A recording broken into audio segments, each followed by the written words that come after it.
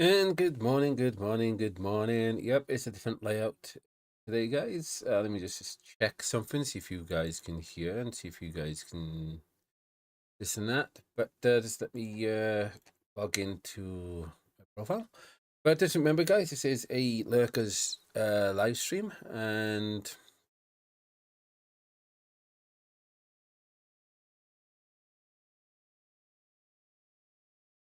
let me just turn it off. There you go.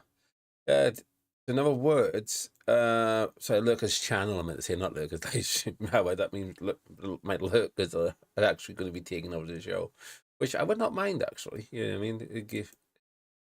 If I can go off and do other things as well, and then come back and then play games and stuff like that. But then at least then the channel, well, I mean, at least there's been like an hour or 2 hours live stream. But anyway, but yeah, so. Today is going to be a little bit different and all of that and so on. And basically, I'm getting back into doing what I used to do beforehand, guys. I mean, not just on Twitch, but on Spreaker and everywhere else. And I think that might have been what was making my mentor probably feel insecure. I think she might have felt there was something more to me that she, I mean, that probably worried her. And she's right, because I like to expose corrupt companies. So, and I was thinking last night, guys. I was thinking last night, and I tell you, because what I've noticed. No, I was being told all the time, guys. I was being told, despite I mean, I called, what was it? She's, it's a company, but it's not a company. It's not my company. It didn't feel like a company because it was Oriflame products. We were selling on behalf of like Oriflame, and I mean, and I felt like telling people, oh, I mean, this, that, and so forth, and putting out their beauty alumni. Um, I mean, I thought around 10 people. I mean, I've got my own business, but it comes from Oriflame. These products. I thought, I mean, and that's all I was selling through. And I thought, no, I'm not going to do that. It feels like I'm lying to the people. I mean, so I didn't bother. I mean, I thought, you know what, I'm just not going to bother. You know what I mean, and because I was like thinking last night, what if that could be the company's cover, right? That could be the company's cover. So, because I found loads of toxins inside, I mean, some of the products, not all of them, but some of them. And what if, and it's been talks as well, talks, but there's articles where a couple of Oriflames did get arrested. And I thought, what if that happens to me or or the person that was mentoring me, what if we had got arrested? Then I think, because no, you know what I mean, whatever they did, they did. You know what I mean? Because they could turn around, change the labeling and ingredients on the things, and I think could turn around and say, hey, no, they must have done that. You know what I mean? They must have created tubes or whatever and so forth, and then yada yada yada. You know what I mean? So I'm glad I've stopped. You know what I mean, with them. So because like a lot of people have been saying, something doesn't feel right about that company, and I got to say, yeah, I agree. I mean, there's a lot of things, and I know as well how I'd bring up with my mentor, going, is it a pyramid company? And they'd be like, no, no, no, no, no. I'm like, that's interesting how you're getting so worked up. Maybe.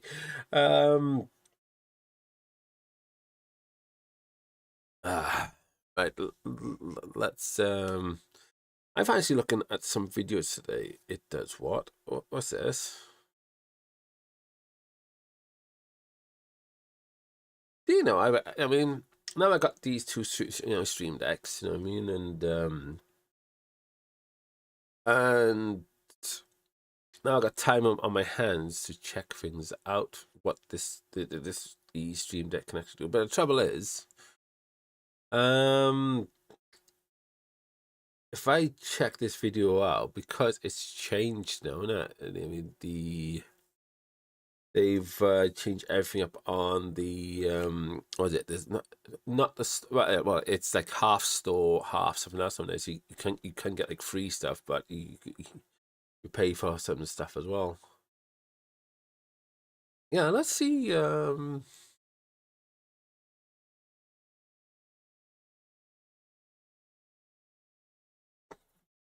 put it behind me. There we go. What's this? Advanced. Oh yeah, right. Yeah, I know about the turning things and stuff like that. But the plugins. Oh, look at this. Have I got the thing up and running, guys? Have I got the thing up and running? Oh yeah, have I got the chat up and running as well? Well, that's another thing.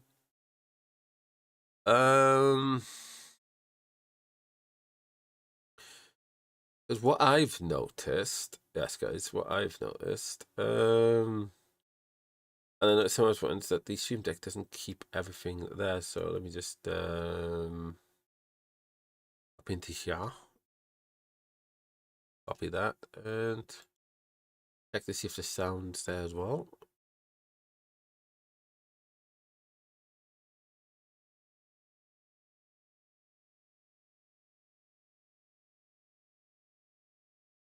Oh no, why won't that go up?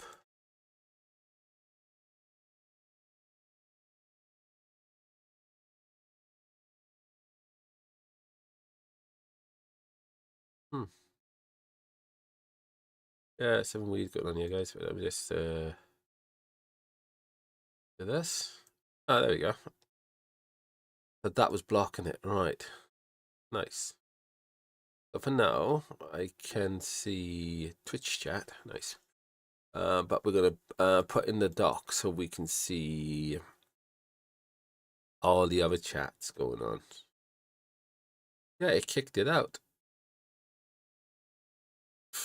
Strange. Anyway. Right, then restream.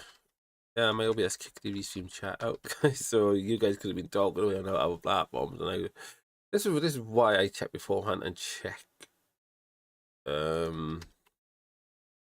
during as well, during the stream, because it doesn't matter if I put it in. When I go live, there's always bound to be one thing that goes wrong and stuff like that. So anyway, let's have a gander. Let's that off.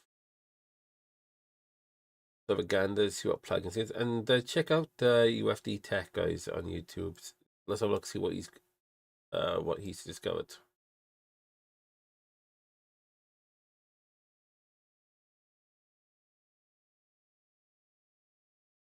Yeah.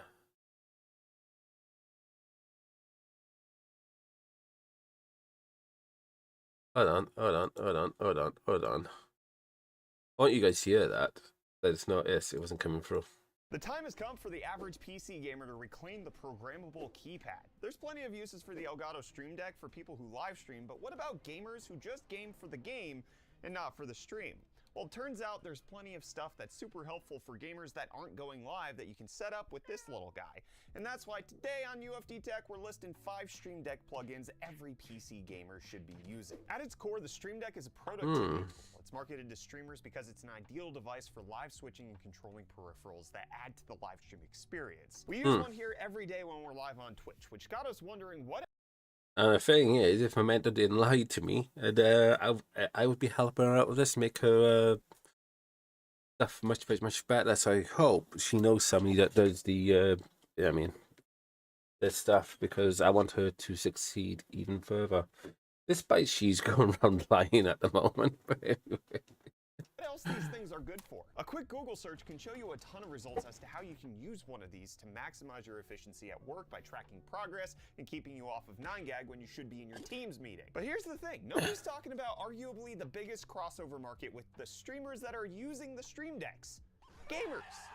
You shut up when I'm talking to you! But how would gamers use the Stream Deck? Can it play Fortnite for you? Well, maybe, actually, but the good old reliable keyboard and mouse Actually, I tell you a story about, I mean, when my keyboard wasn't working properly, not this one, but my gaming one, what I did, because the R button and the T button wasn't working properly, plus the thing, hence me why I had to buy this one. I turned my Stream Deck into a keyboard, and I was playing games that way. Yeah, I mean, another thing yesterday when we were talking about INFJs are very adaptable and so forth. We adapt to situations, you know what I mean? And what you guys didn't realize, I was like playing like Sniper or something like that, you know what I mean? Yeah, I was playing that on my Stream Deck. I mean, because I spilt my coffee all over the keyboard, and as you guys know, I got a history of repeatedly spilling my coffee. You know what I mean? Like my friend, which I haven't been a channel in a while, I'm gonna have to pop in, and that's Artemis. You know what I mean? Warden Artemis, lovely lady, and everything else. You know, check her out and stuff like that when she goes live. But yes, I sort of like this is a brand new what you call it, gaming mat I've got, right?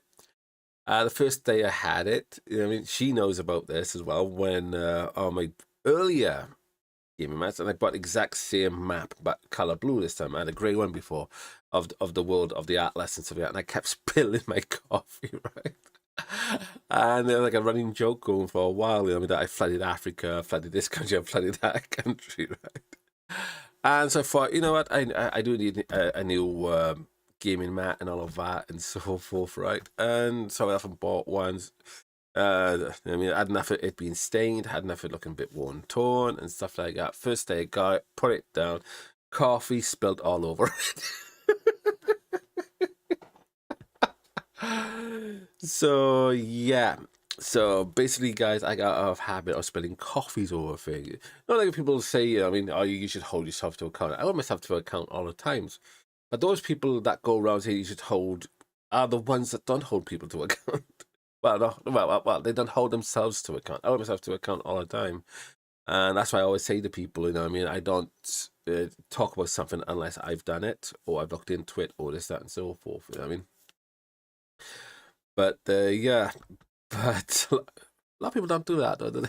Anyway, let's continue. Mouse or controller can pretty safely handle games themselves. You know what's awkward enough to need adjusting though? Alt-tabbing to adjust your PC's ecosystem while you're trying to enjoy your game. Gamers pretty much know how to do their thing, and messing too much with controls can be considered cheating in some games. But as a gamer, I hate being pulled out of my session to tinker with settings and windows when what I should be really doing is cranking sick 90s with my homies on Discord. First, we have the audio switcher plugin, which gives you dedicated buttons to toggle between audio devices. It makes it super easy to switch between your headset and speakers if that's something you're doing constantly. It's also especially handy for Discord too because it can be used to hot swap between outputs and inputs. So if you keep your Discord audio settings set to default, you can double check your hardware at the push of a button. And maybe then your dumb friends will stop setting speakers if that Hold on, I missed what you said. plugin, which gives you dedicated buttons to toggle between audio devices. It makes it super easy to switch between your headset and speakers if that's something you're doing constantly. It's also especially handy for Yeah, I do that quite a lot. You know what I mean? I do that quite a lot with the headset and the speakers and stuff like that. You know what I mean? So I've got something like that set on mine. So, you know what I mean? So, yeah, it's very handy to have. Discord too because it can be used to hot swap between outputs and inputs. So if you keep your Discord audio settings set to default, you can double check your hardware at the push of a button. And maybe then your dumb friends will stop complaining when your PC randomly decides to make your default input your webcam and you sound weird and they make fun of you. And then the next few minutes turn into everyone continuously yelling, "What?" until you're able to go into your settings and remap your input device. Can anyone relate to that? Just me? But beyond that, this is great for quickly switching between audio sources when you need it done ASAP. If I'm playing a particularly vulgar game and my kids walk in the room, I want two things. Number one, to miss nothing, and two, them to miss everything. Hot swapping to my headphones with the Stream Deck feels amazing and incredibly simple. If you take nothing else from this list, and you're often switching between headphones and speakers, do yourself a favor and check this one out. And that naturally takes us to the Discord plugin. This one seems like a no-brainer, but it's something everyone with a a Discord account and a Stream Deck should be using. You can use it to set dedicated buttons to quickly enter specific voice and text channels, which is awesome if you're in a video call on your second monitor and someone sends something in the general chat and you need to quickly toggle over without clicking out of your game. Does that happen to anyone else? You can also set buttons to mute and deafen, which I personally like more than setting keyboard buttons. I'm lucky. I deleted my Discord years ago, and now I'm rebuilding it. Oh man, yeah, I went through like a dark time with myself. You know what I mean? So I just got rid of my Discord because I didn't want people to see what I was going through. You know what I mean? So I just deleted, bye, like that. Now all those people that are in there are not in there. So I've got to. And a lot of those people have now gone elsewhere and stuff like that and so forth. They're all busy sort of thing. And so now it's just me, Gibbs, and my bro in at the moment. For those functions. I just don't trust myself around the numpad like that. And let's be honest, if you're gaming on a PC and you're watching this video, chances are you're using Discord at least on a semi-regular basis. Why not use this plugin to make your life a little easier? What could go wrong? The Windows Mover and Resizer plugin is kind of crazy. It enables Cyber Polygon could go wrong. you to move and resize specific windows at the push of a button. So for example, I like to play with my game on my left monitor and Chrome and Discord open on my right monitor, taking up the left and right halves of the screen respectively. Sometimes in between matches, those windows get a little jostled, and then I forget to adjust them back to their original positions for the next time I'm dropping. I know this one. But with this plugin, I don't have to worry. I just press the button and balance. I got something like that. And applications can have multiple resizes mapped to multiple buttons. So when paired with the media controller plugin, you can have ease of access for whatever video you're watching on the other monitor while you're zoning out and searching for Minecraft diamonds. But that's just how I'm using it. You can literally program this thing to adjust any window on your desktop to any predetermined size and location.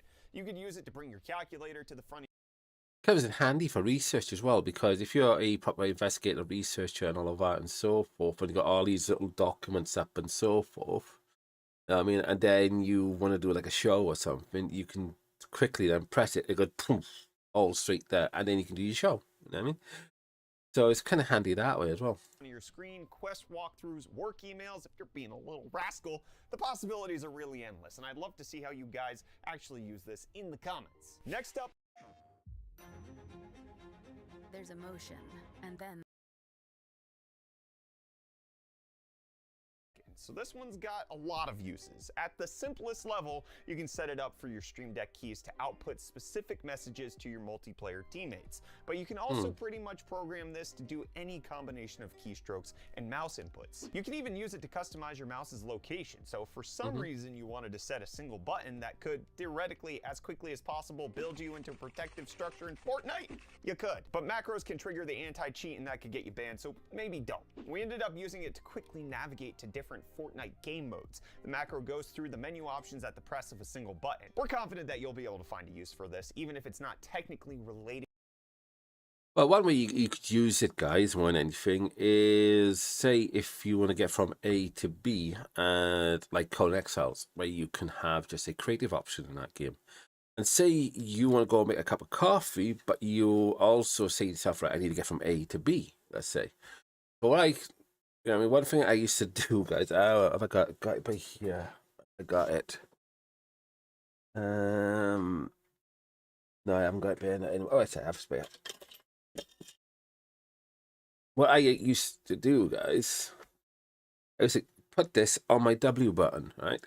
And then to let my character just swim along while I'm off making a coffee, you know, before I started doing the old last thing. And then that would just get my character to swim across and stuff like that and everything else. But now with the Stream Decks, I mean, I just let that do it. So that I'm off still doing stuff. People think I'm still gaming, but I'm not. I'm off making a coffee, coming back, doing that, or cooking food or something else. You know what I mean? So yeah, it's kind of cool. To your gameplay. And I'm betting if you're really into MMOs or MOBAs, you'll probably be able to get some serious use out of this one. Just be careful and don't let me catch you cheating. No one has ever done that! No one has ever done that in the history of Dota! And before we get into our final plugin, I just really wanted to show you how you can physically use your Stream Deck to actually play games. I don't know exactly why you'd want to do this, but it's completely possible to just use your Stream Deck in place I've given you a reason. If your keyboard goes down, if they spill coffee over it, like I've done, then you can change your Stream Deck into a keyboard or whatever, and then you can still play your games until the new keyboard comes, delivered from Amazon or from eBuyer or whatever. You know what I mean? Of the left side of your keyboard when playing PC games.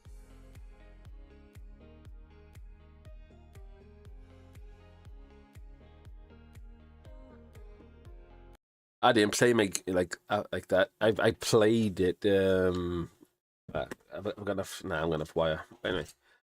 I didn't play it. I had it fully tilted up, so I was like that playing it, like I'm on some Star Trek ship or something. Yeah, I mean, it was like virtually up.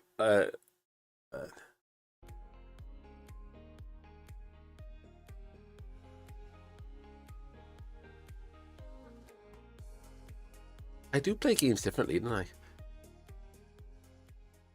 And if you're feeling really adventurous, you can just map out your deck to be a whole freaking controller, which, I don't know, you could probably use for some retro emulation or 2D platforming like Hollow Knight or Dead Cells.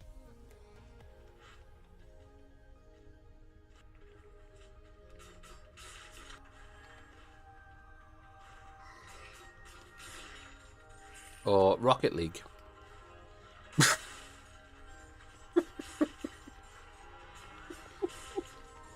But finally, we have the IFTTT plugin, and this one is huge. It stands for If This Then That, and it's essentially an integration with a website of the same name that uses webhooks, or messages sent to the internet from apps to control your smart home devices. Now, I know what you're thinking, but Brett, the Stream Deck already has integration with Nanoleaves, and that's true, but what it doesn't have is integration with over 700 apps, services, or devices that make or receive web requests. So using this service, there's a ton of options, like an overwhelming amount of options. Good. It's enough slices! But we're thinking of two things specifically, lights and temperature. Bear with me. Have you ever gotten all cozy and ready to start cranking in Fortnite, but then, oh no, you left your lights on and you just finished wrapping your legs up in your gamer blankie? Well, if you connected your smart lights to your Stream Deck, you could dim those bad boys without so much as twitching your toes. Oh, but now you're at an uncomfortable temperature, you say? Well, if your electric heater and AC were each connected to a wireless smart plug, you'd be able to toggle them on and off from the comfort of your desk. Or better yet, connect it to your Google Nest smart thermostat. The biggest downside is that there's a subscription fee for the service, so you'll have to judge for yourself as to whether or not Warm Pigs on Demand is worth it to you. And just in case you don't actually own a Stream Deck, keep in mind that Elgato actually has a mobile app that lets you use your phone in place of a deck for either $25 a year or $2.99 a month, and you can completely repurpose an old device to have a dedicated Stream Deck at a fraction of the price. Any one of these setups could potentially make the Stream Deck a great device for gaming, but combining the power of programmability with all the different options that we mentioned does make it so that the Elgato Stream Deck can provide a lot of setups for not just streamers, but gamers as well. And really, at this point, you're only limited by what your imagination can come up with, especially once you start getting into webhook requests. You can make this thing basically your entire livelihood. Let us know if you have any practical and useful things that you do with your Stream Deck that don't apply to live streaming. Let us know down below in the comments. Maybe we'll do a repeat of this video in the future. I'm Brett with the UFD Tech Channel. Don't forget, your pigs are warm and your toasty is blanketed. Hunting for an epic Easter deal? Save up to £130 on Dyson vacuums, like the Dyson V8 and Dyson V15 cordless, or this Ball Animal upright bagless. And with our price promise, you won't get it cheaper at Curry's.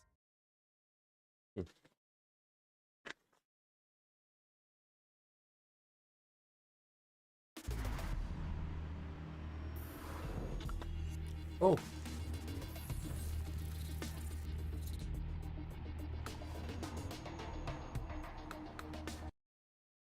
It's just the latter guys from MI6. They're gonna sniper shoot me. No, I'm joking. I'm joking. Some people be like, "We won't be surprised what you covered."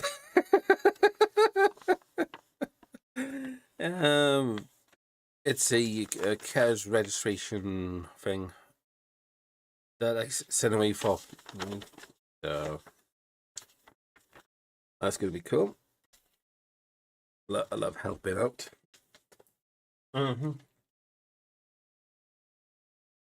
All right.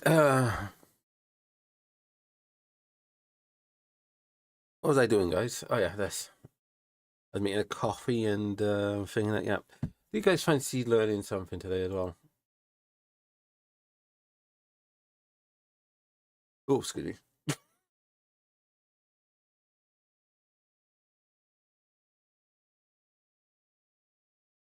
I haven't checked this channel out for for a long time, for about 5 months, something like that, 5, 6 months, because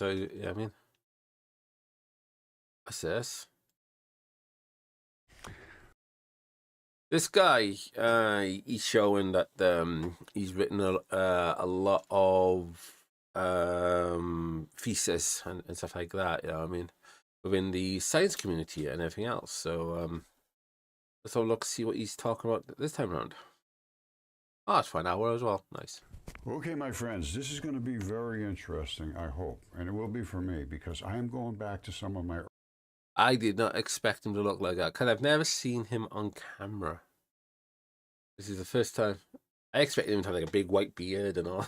But anyway, early papers I wrote regarding the things that I discovered from the mud fossils. And I am a material scientist. I like to see the matter. I want to see something that indicates that there's a claim that can be supported by something physical. So I said, we all heard about Jesus. Now, is there anything physical that we can point to that may support some of the stories about him? And what stories did you hear? I heard all kinds of stories from this guy. I heard all kinds of stories from that guy and some more from this guy. What makes sense? There's so many different interpretations of what happened in the ancient past. And Velikovsky was the one that went to every culture on the face of the planet, basically everyone, and they had the same story of a cataclysm, which was the worldwide flood that is recorded in the Bible and virtually everywhere. And it was recorded everywhere in every one of these cultures. There was this catastrophe, and it virtually wiped out almost everybody. And there was people that survived in every culture, it appears, because they wrote these stories. And they were diverse cultures. They weren't talking to each other. They knew from their own, history from that region, what happened in that region. And there was different things that happened in different areas, because the source of this whole issue was this catastrophe and this flood was when Venus literally was born from the feared god Jupiter. These are the statements in the ancient text. The fiery comet Venus was born from the feared god Jupiter. And it came towards Earth, and it appears to me it took 7 days of brilliant, brilliant comet like the sun coming at us, burning everything up on the Earth, boiling the waters, and people were trying to hide in caves and mountains and everywhere else because they knew what was going to happen when this thing hit the Earth. The waters were going to go crazy, and they did. And the only ones apparently to survive were the ones that went way, way, way, way, way up on the top of the mountains and hid in caves. And that kept them from being burned, and it kept them from being drowned, apparently. Now, and I see this in the mud fossils. I can understand how stuff was preserved way down in the low areas very well, and way up in the top areas it didn't get preserved all that well. They broke up and fell apart because they... I've heard many people talking about this within the science community as well as the just normal research community. I've heard many people talk about this, where they reckon also a species dragged Venus from another solar system even to here and stuff like that. You know what I mean? So, and then you've got the tales of the Tiamat and stuff like that and everything. So, I've heard something like this before. They weren't saturated with water for extended periods of time, but the stuff low down was. Same material coming up the hill, but up at the top it's more, it dried out quicker. When they stay wet for a long period of time, that's what creates the mud fossils. Now, getting past that I realized all this stuff was true. There was giants, there was dragons, and all this stuff. I wrote all these papers back then long ago. So I decided, well, maybe there's something we can find out about Jesus Christ. There is a Shroud of Turin, and there is some relics that I don't really know much about. I don't put much faith in that kind of stuff. I mean, anybody can sell anything, make anything. I don't know. The Shroud of Turin could be totally real. I have no idea. But I'm looking at the ancient texts of what did happen on the earth and who was God. God was Zeus of this solar system. And Zeus was a sex maniac. Right? He had sex with virtually anything that was walking. 2 legs, 4 legs, didn't matter. And that was what it was written about with Satan. It said, let's go down and have sex with all the women down there. We'll bring them down, eye makeup and all this fancy stuff, and we'll just have a party like crazy. We'll set up our headquarters on Mount Olympus, and we'll just party like wild dogs. And they did. Now, I think that was against God. So who is God? It apparently isn't Zeus, Jupiter, who was the god. He was the accepted god of this solar system. Very well written in these ancient texts. Zeus was the guy. Funny that he should be speaking like this because me and my mate, well, not mate, but I've spoken to loads of people. You know what I mean, some friends have stayed, some friends have buggered off, and because some can't handle the deepness that I normally go into and stuff like that, and especially when I talk about topics like this and stuff like that. And I mean, I respect what they believe in and all that, but they don't respect what I believe in and stuff like that, which I find funny. But I mentioned to somebody, you know, like you ask people, well, why does God allow this? Why does God allow that to happen? Like I say to you, God give us free will to do whatever we want and stuff like that. It's up to us to find out who's really controlling this planet right now. Is it the all creator and all that, if you believe in this sort of thing? Is it the creator that created everything and created, let's say for argument's sake, Satan, all that and so forth, right? And therefore, doesn't it say then, you know, God cast Satan down, you know, to earth and all that and so forth? Then doesn't it then make sense that Satan is the one that's controlling everything on this world and so forth, causing all this destruction and all that? And isn't it then through our free will to find out and then to ask for help to fight against Satan? You know what I mean? Nobody complain about God saying, no. But isn't it down to us to say, hey, yeah, you give us free will and everything and so forth. So through my free will, I'm asking for help. You know what I mean? Despite the Almighty will always be there for us. We just got like, you know what I mean, listen, basically. Get rid of the noise and then listen. You know what I mean? You believe in that sort of stuff, you know what I mean?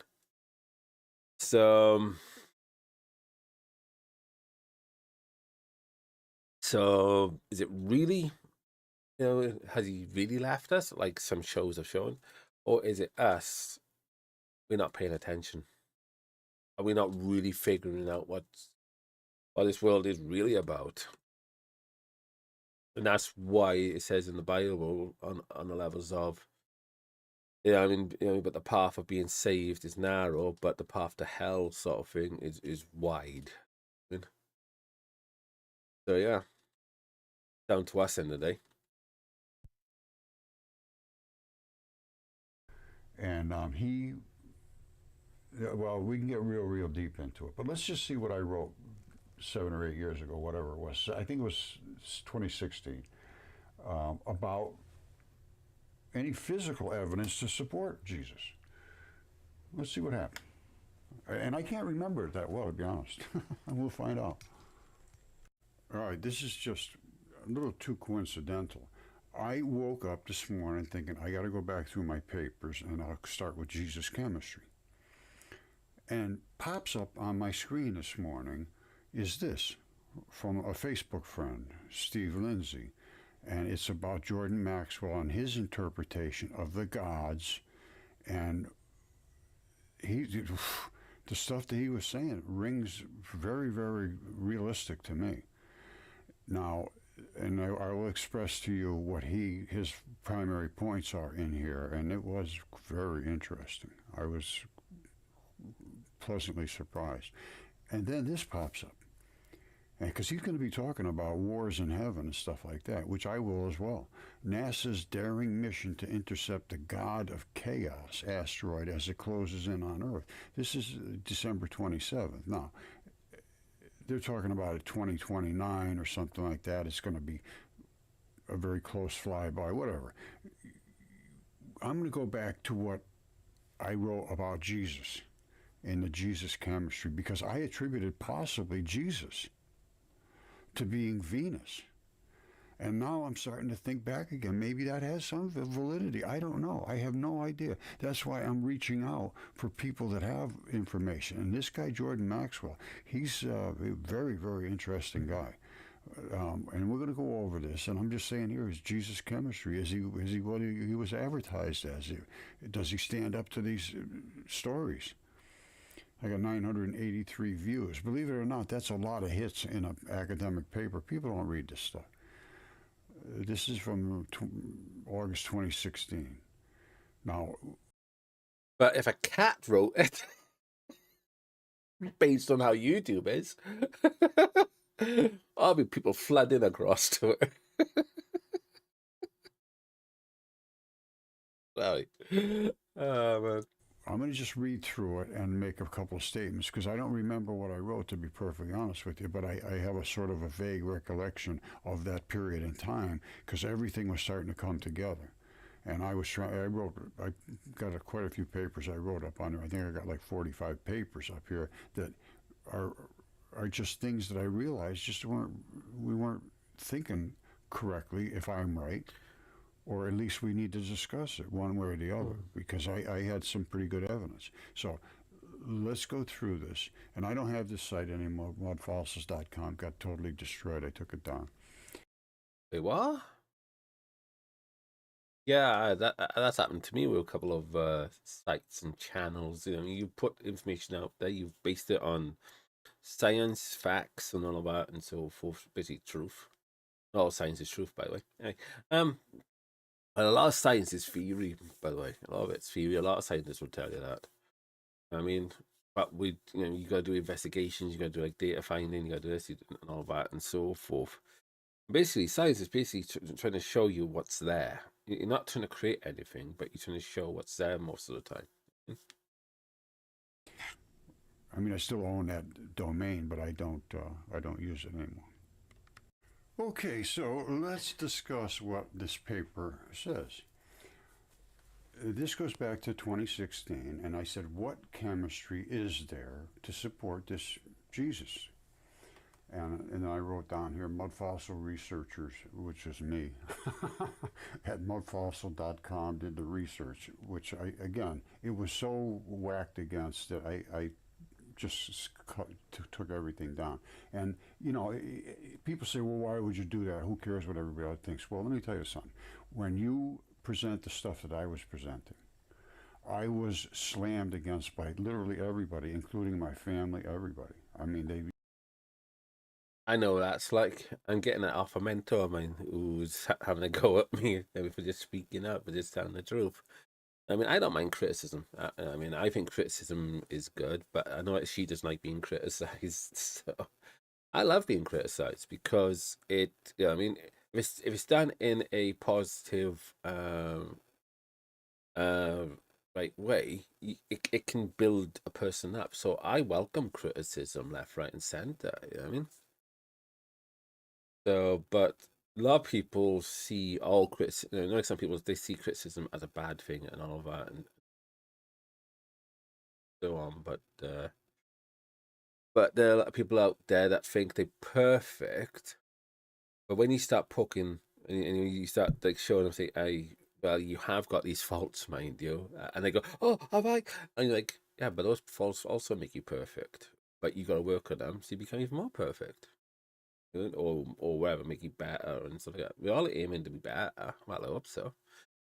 But yeah, but some people are, I mean, because I think this person who's having a go at me all the time, I think deep down they're a good person, but they what you call it, and it's also as well when I was like speaking out on Spreaker, you know what I mean? A few years ago, talking about like 212, something like that, you know what I mean? And this one person came flying at me, and I mean literally flying at me. And because yeah, I mean I had my doors open, I had this and that and so forth and all of that, and I said, "What are you doing?" I mean, I'm busy live at the moment. I'm talking about certain things and all of that. And the person goes, "Oh, I thought you were talking about me." I said, "Can't you read the sign? It says live show." Yeah, you know what I mean. And you know, if was like a you know, like the government or the police and all that, I would have been violent. But I said, "Hey, don't worry about it." You know, I mean, some people can't read. You know what I mean, yeah, some people can't read. You know, with me with my dyslexia, I've got to put on these glasses. You know what I mean, to actually read things properly. Some of the words get through to me, but I don't get all the words. But I've got to put these on to read it properly. You know what I mean? So I said to him, "Don't worry. Yeah, I mean, not everyone can read. Read. You know what I mean?" Yeah, and he goes, "Oh, you think I'm a dumb?" I said, "No, I'm dyslexic. I can't read properly myself. You know what I mean? But I found ways to help me get past. I mean, I had support back in college and stuff like that to help me. You know what I mean? So it's like I'm always trying to explain myself and explain all the things I've come from, which I shouldn't have to. You know what I mean? But I do find a lot of people. Yeah, I mean, because they got like loads of insecurities and stuff like that. I mean, yeah, I mean, I got like one or two insecurities myself. You know what I mean? But I don't mind sharing. I don't mind building and working on them and stuff like that. But a lot of people, they are, if you question or you criticize it, they have a meltdown.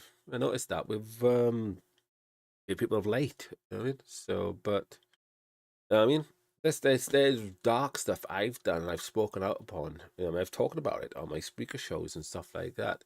Yeah, I mean, nothing like the government, you know, sending people in to go and kill people, nothing on those levels, but what I consider dark in, you know what I mean? And basically, you know, I mean, some people even said to me what I think is bad and all that. I've turned on me. Actually, that's not. I mean, you need to stop worrying about that. And even Jerry has said to me I overthink as well, and I'm like, he's right, and I do overthink actually.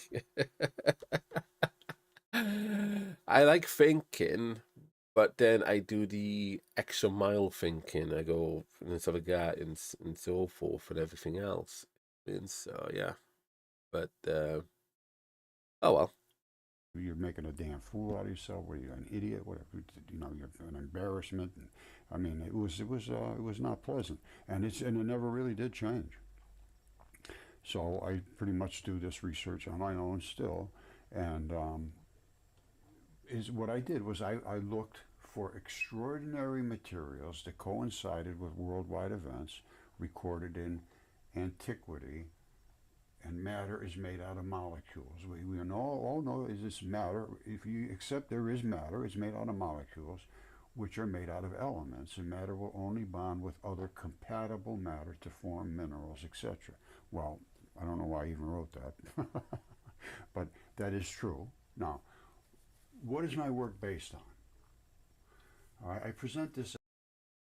Abandon laughter. No, joking, joking, joking. Nah, because I mean, his work is based on. You know, I mean, because he wanted people to know what was going on. As a clinical work on our history. All original texts and stories and religious works and carvings, tablets, and myths of all cultures are considered in this. The source range from scholarly translations to museums to Immanuel Velikovsky, who I must call a hero, and he is. His research was legwork. He went out. No computers and many documents that were unimpeachable evidence of Venus' recent arrival. So Venus came out of Jupiter. And I mean, and they reckon that could explain why Venus spins opposite to the rest of the celestial bodies in this galaxy. There's other things as well and stuff like that. You got to look at. But anyway, Jupiter, they say, 1500 BC. This video explains, I think this is gone now too, I'm sure. He was a friend of Einstein and he was about to acknowledge to be acknowledged by Albert, but he died with Velikovsky's book open. 32 points he made came true about Venus and more, since all against academic theory. A great hero was destroyed. I'm sure this is down too. This is a shocker, and the chemistry, when tied to the recorded events, simply is unimpeachable. Well, I don't know about that anymore, but let's talk about what I did claim, because this is not necessarily my claims. This was what was written in history, and I'm sure this is gone too. A short video presents the evidence clinically video case for Jesus. The chemistry and the stories, do they match? All right, so what is the chemistry? What are the events? Now, I'm looking at Venus almost hitting Earth. And the statement that Jesus made about he was the bread that fell from heaven, something like that. And I believe that was part of this Venus birth that created the manna that fell from heaven every morning, basically. Now, this is what it says in the ancient text. It's stated that milk pellets and red dust and stones fell during Exodus. And this is that time, approximately 1500 BC. Now, Jesus states it was his literal body that fell to feed the refugees. Apparently that's what he said. Text about this from John 4. At this, the Jews began to grumble about Jesus because he said, I am the bread that came down from heaven. They were asking, is this not Jesus, the son of Joseph, whose father and mother we know? How can he say, I have come down from heaven? Stop grumbling among yourselves, Jesus replied. No one can come to me unless the Father who sent me draws him, and I will raise him up at the last day. It is written in the prophets, and they will all be taught by God. Everyone who has heard the Father and learned from him comes to me. Not that anyone has seen the Father except the one who is from God. Only he has seen the Father. Truly, truly, truly, I tell you, he who believes who has eternal life. I am the bread of life. Your fathers ate the manna in the wilderness, yet they died. So this is the bread that comes down from heaven, so that anyone may eat of it and not die. Now, that's confusing. I really don't know. Again, I'm just sort of mulling through this. He says, I am the living bread that came down from heaven. If anyone eats of this bread, he will live. The thing what the Catholic Church does with that little disc, you know, I mean, thing, so forth and all that. Because what I came across recently, you know, I mean, in the Bible, you know, he does shun on idols and this, that, and so forth. You know what I mean, and those trying to be God, you know, what, and it does say in the Bible, you know, I mean, do not be deceived by these, and all of that, only through Him, you know, but anything else, you know, I mean, sort of thing. But yet we see these popes, these, you know, priests out there and all that, trying to replace God to one degree, and they're not supposed to do that. So be careful, okay? Forever. And this bread which I will give for the life of the world is my flesh. All right, so he died on the cross, giving his flesh as the bread to feed the believers. At this, the Jews began to argue among themselves, how can this man give us his flesh to eat?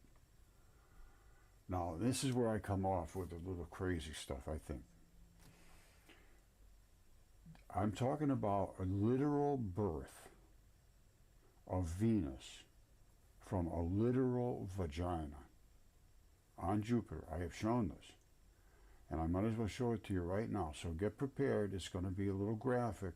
But in order for you to understand this, Jupiter, the planet Jupiter, gave literal birth, as just as a woman would give birth through a vaginal canal, to a planet which eventually became Venus, a fiery comet, and eventually became Venus.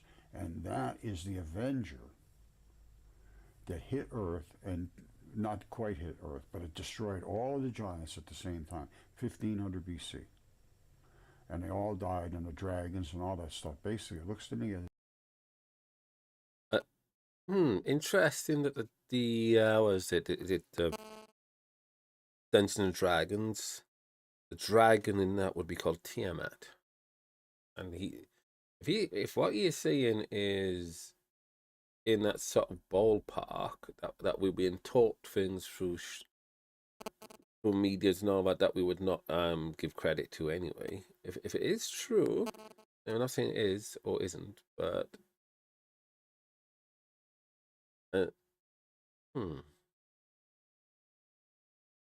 would add a very magical way of looking at the universe, you could say. A very interesting, intriguing dynamic. Not far-fetched, really, when you truly look into things and you find out what's going on in the world, and not what we being put into like narrow corridors. When you start seeing beyond, interesting if it's true. this is just It's interesting anyway, you know what I mean? It's interesting as an ideology, but same time frame. Everything died on the face of the planet almost. The ones that survived way up on the top of the mountains in caves. I don't see any other way you could survive. Now, I was taking it that maybe Jupiter sent Venus, who was literally Jesus Christ,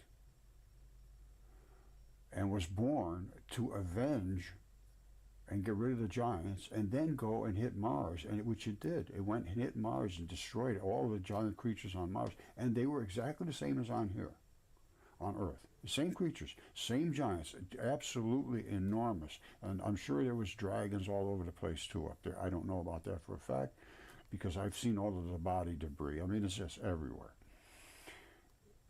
And I'll show you that too. You know what? Let me just show you those two things so that we can establish the fact that Mars was totally inhabited exactly as it was here on Earth. And Venus did get ejected from a literal vagina on Jupiter,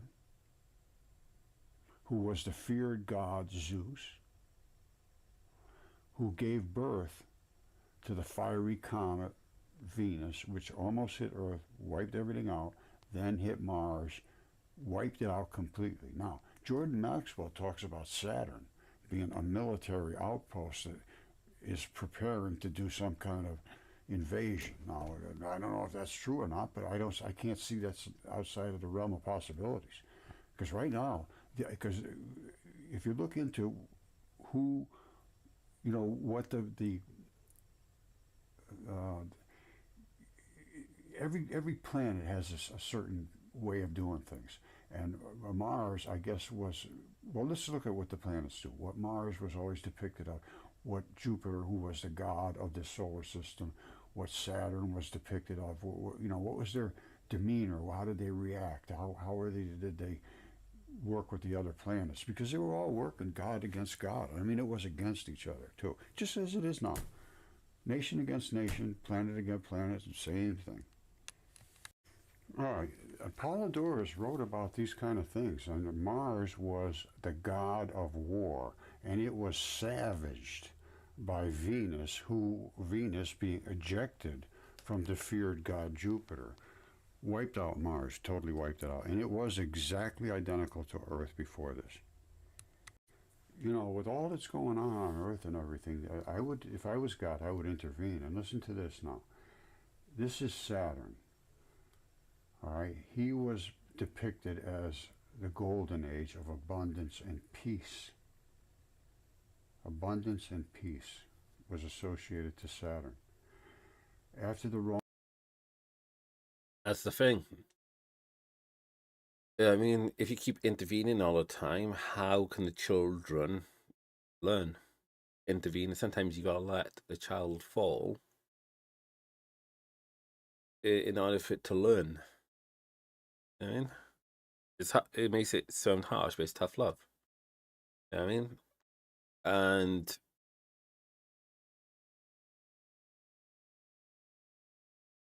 I mean, I know some people may think, oh, you can't be like that, you can't be like this, and all of that. But yeah, sometimes you gotta. I mean, because sometimes through pain, you learn and all of that. And I think as well, it's by hello.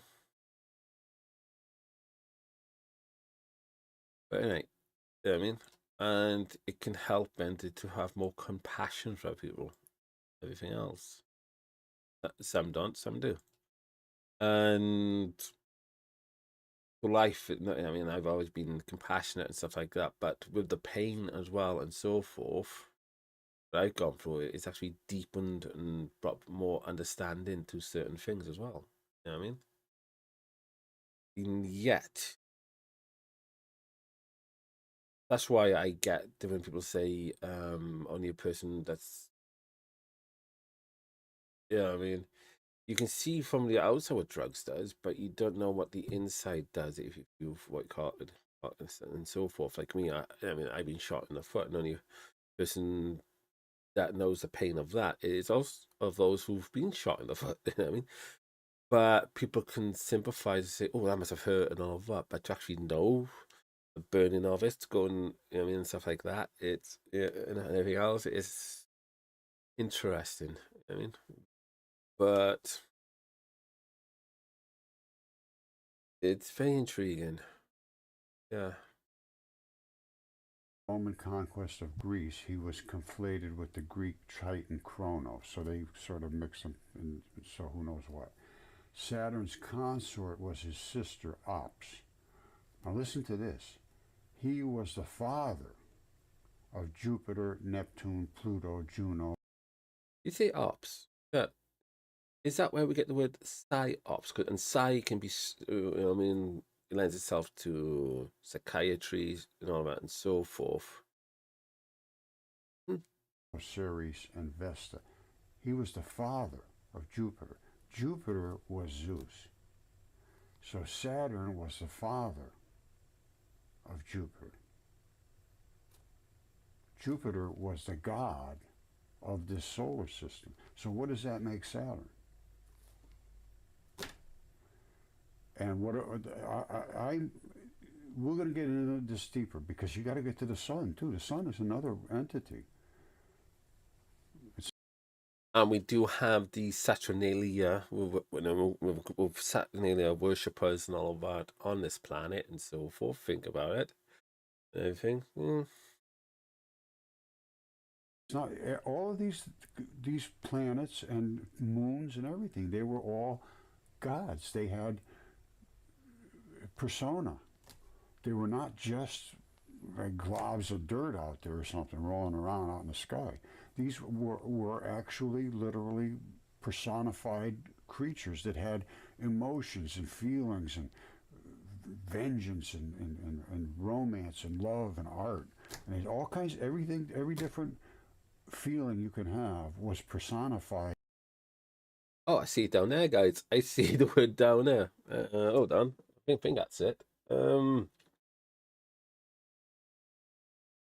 was especially his fingers were in the way. Yeah, Saturnalia. Yeah, and you guys have. I mean, if you guys have seen one of the videos I do and all of that, and if you've got my Instagram, I've actually got a video right there, and towards the end of it, it's got the word Saturnalia in it. But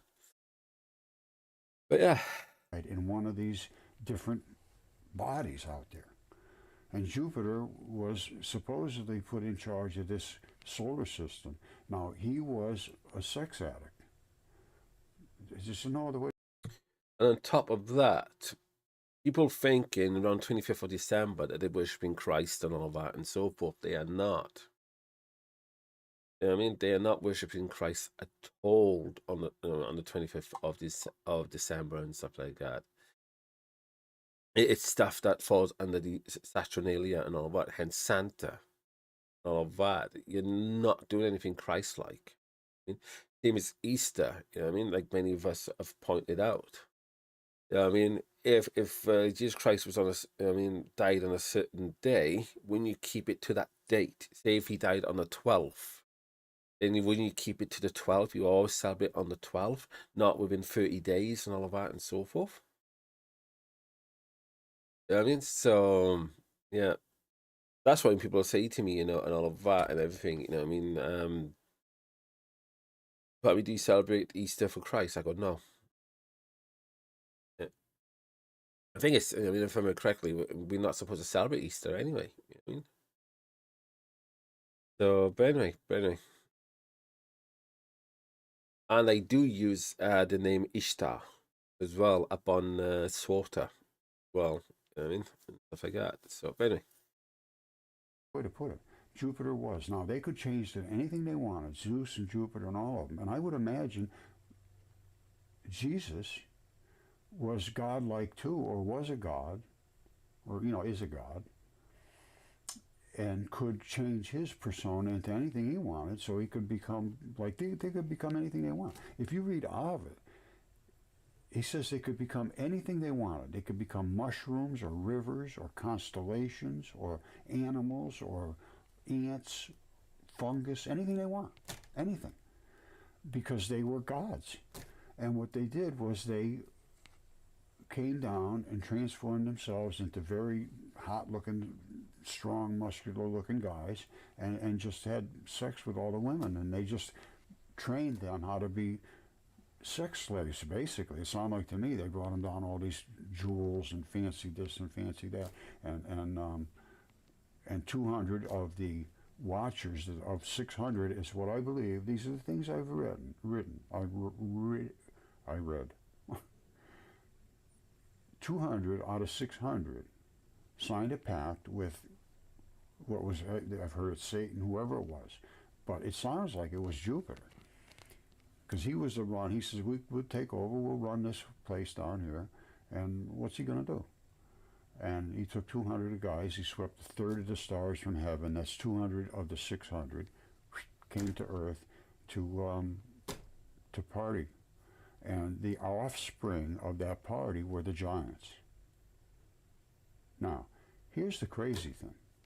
Jupiter would have been the guy that was fathering all these giants, basically, zillions of giants. And then he would have also been the one who dispatched Venus to wipe them out. So maybe he didn't know what was going to happen. I don't know. But when the giants took over the whole Earth, they started actually eating all the people on Earth because there was nothing left to eat. He apparently sent Venus. That's what it was written. That's what was written. That is what was written. So let's see what was written, and we'll discuss a lot of the details here, because you got to get into the details. Just a big, quick flash in the pan, that's not going to do it with this. This is serious if it's true. And I have no reason to discount this anymore whatsoever.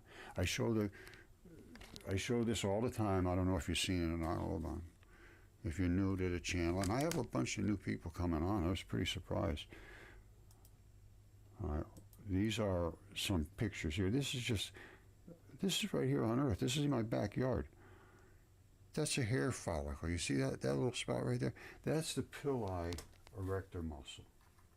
Right there. It's attached right here. That makes your hair go up and down and stand on end. That right there is this right here. That's the sebaceous gland. That's the hair. Yeah, you can pull a hair out now, can you? And a lot, and you just get like a little, I mean, not like a vein drop shape at the end of that, guys. And then you're like, so figure it on a large with a giant towards us, it would look like something like that. You know what I mean? I mean, all it's missing is the, depending on how long the hair is, of course. Hair shaft coming straight up through the top, and this is the root ball. And those two little dots there are the vein and the artery.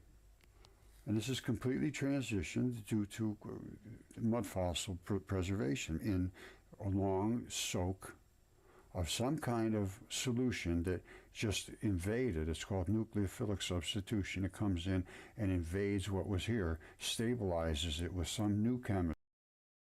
Here's something for you guys to think of now. Got all this mud and stuff like that around us and so forth and all that. Think of all the deaths we've had in everything. How much is that is earth? How much is that is skin? If it is any skin in there. Think about that. Chemistry, usually. Sometimes they just, the blood and everything stays perfect.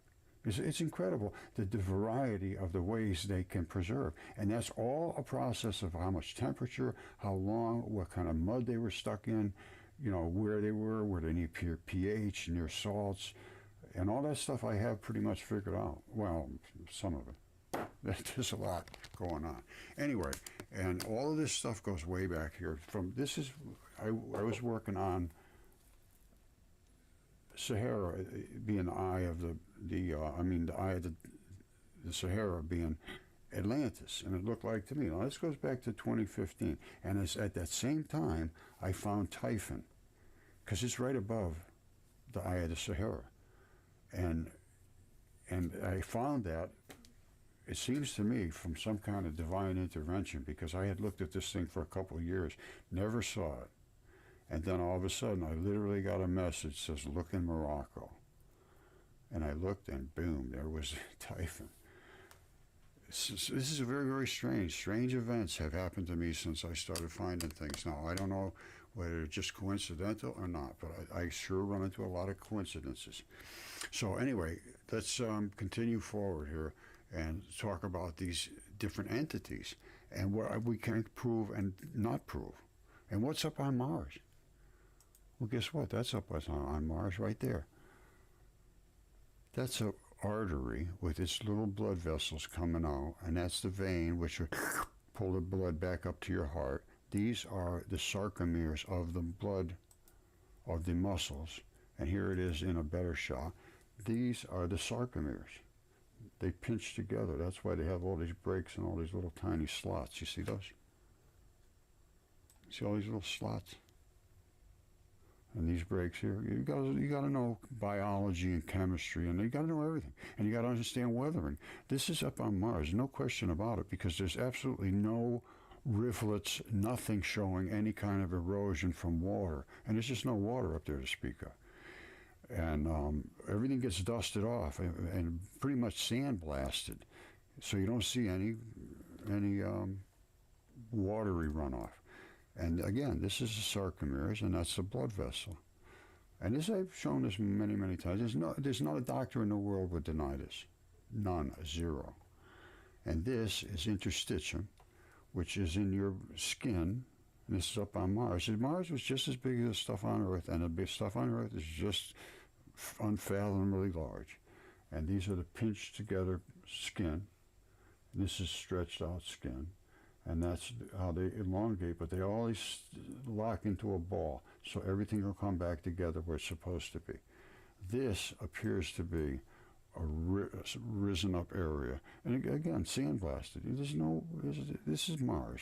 I keep getting people saying, oh, there's not Mars, it's not Mars, it's all fake. No, this is Mars, trust me. I followed the Curiosity mission as well as the people at Mission Control did, trust me. I know everything about this. And that is the Mars Morse code, and that's stretched skin, and that's gathered skin. And that's, what the skin should look like normally. And we have this exact same thing on Earth, no difference whatsoever. And all these balls are all over. They're called the Mars blueberries, and on Earth we call them the Moki marbles. There they are right there. This is basement skin. Above would have been regular skin. In between was mud. And all the mud runs off. At one time, it must have had the exact same amount of water and everything like us. And then on the upper areas where all that mud ran off, you have all of these balls. Same thing on Earth. Moki marbles, identical.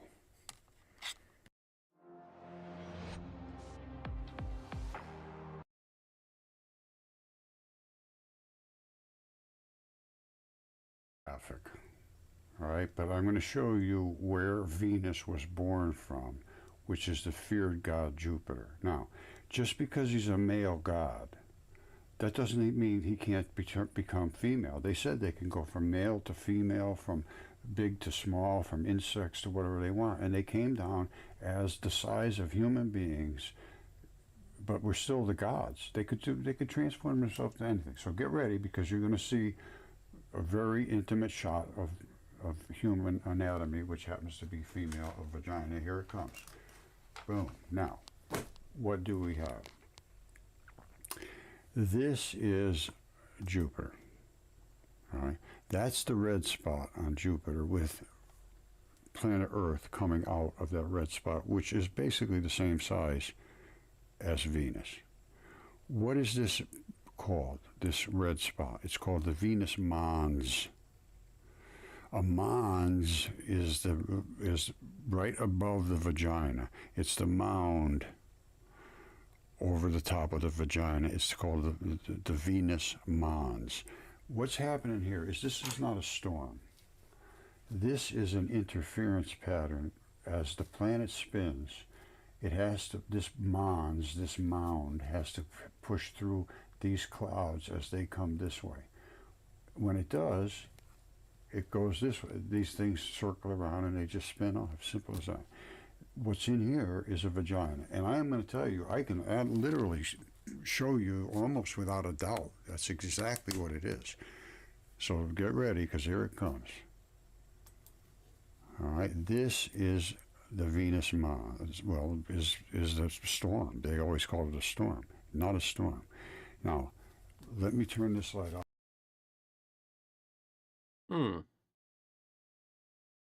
Yeah, I think you can see I'm being very. I am very skeptical right now, but I can see where he's going. I can see where he's going with this, and yeah, I mean, some vaginas are shaped like that. Yeah, okay. Oh, a lot of them, anyway. Off so it becomes a little better sometimes. Now, this is the clitoris. All right, that's obviously the vaginal canal going down here. All right, these are the vaginal ripples. Great for fingering, anyway. That go inside here, just like in human anatomy. The clincher for me was this right here. Right there, you see that? Focus in close on that. Take your time. Look at that very closely. All right, pay very extreme close attention to that. You see that little line there? You see that little line there? This little line here?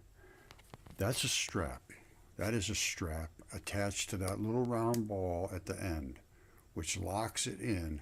That is a strap that holds body parts together. All right, and that body part is where the literally. I gotta bring in my, criticism in. Well, not criticism, being skeptic. I mean, what if that was just, I don't know, like snow falling there or something like that, or clay going in there and so forth over thousands of years, and then it's just like, and then we look at that today and we go, oh, vagina, this, that, and so forth, and everything else, but actually something else.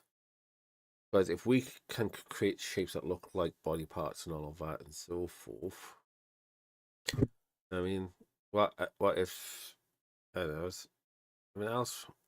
But yeah, I mean, I can entertain what he's saying and stuff like that. Yeah, but it's got the shape there. It's got this, that, and doesn't mean I believe it or disbelieve it. I mean, but it's like that quote, true intelligence is entertaining an idea or thought and so forth. But yeah. Okay. Let's see where he goes with this. literally the vagina is secured to the body. I mean, that's as simple as that. These literally is the hairline. This is literally the hairline. You see that? Now, if you could tell me there's any difference in that than a vagina, I'd like to know what. Because I'm going to show you what a real one looks like. And don't forget that little spot I told you and that strap and the way the little round spot tags it in. Because here's what it looks like. Get ready. Boom. There it is right there. All right, let me bring this in. You see this? Identical. No difference whatsoever. There's the clitoris up at the top. And this is the hairline around the edge. That's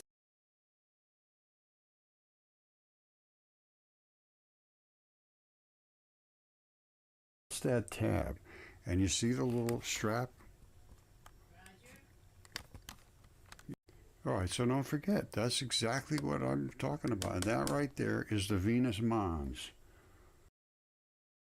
See, he's talking about vaginas and Mrs. is going, want to come and play with mine? No, I'm joking, I'm joking.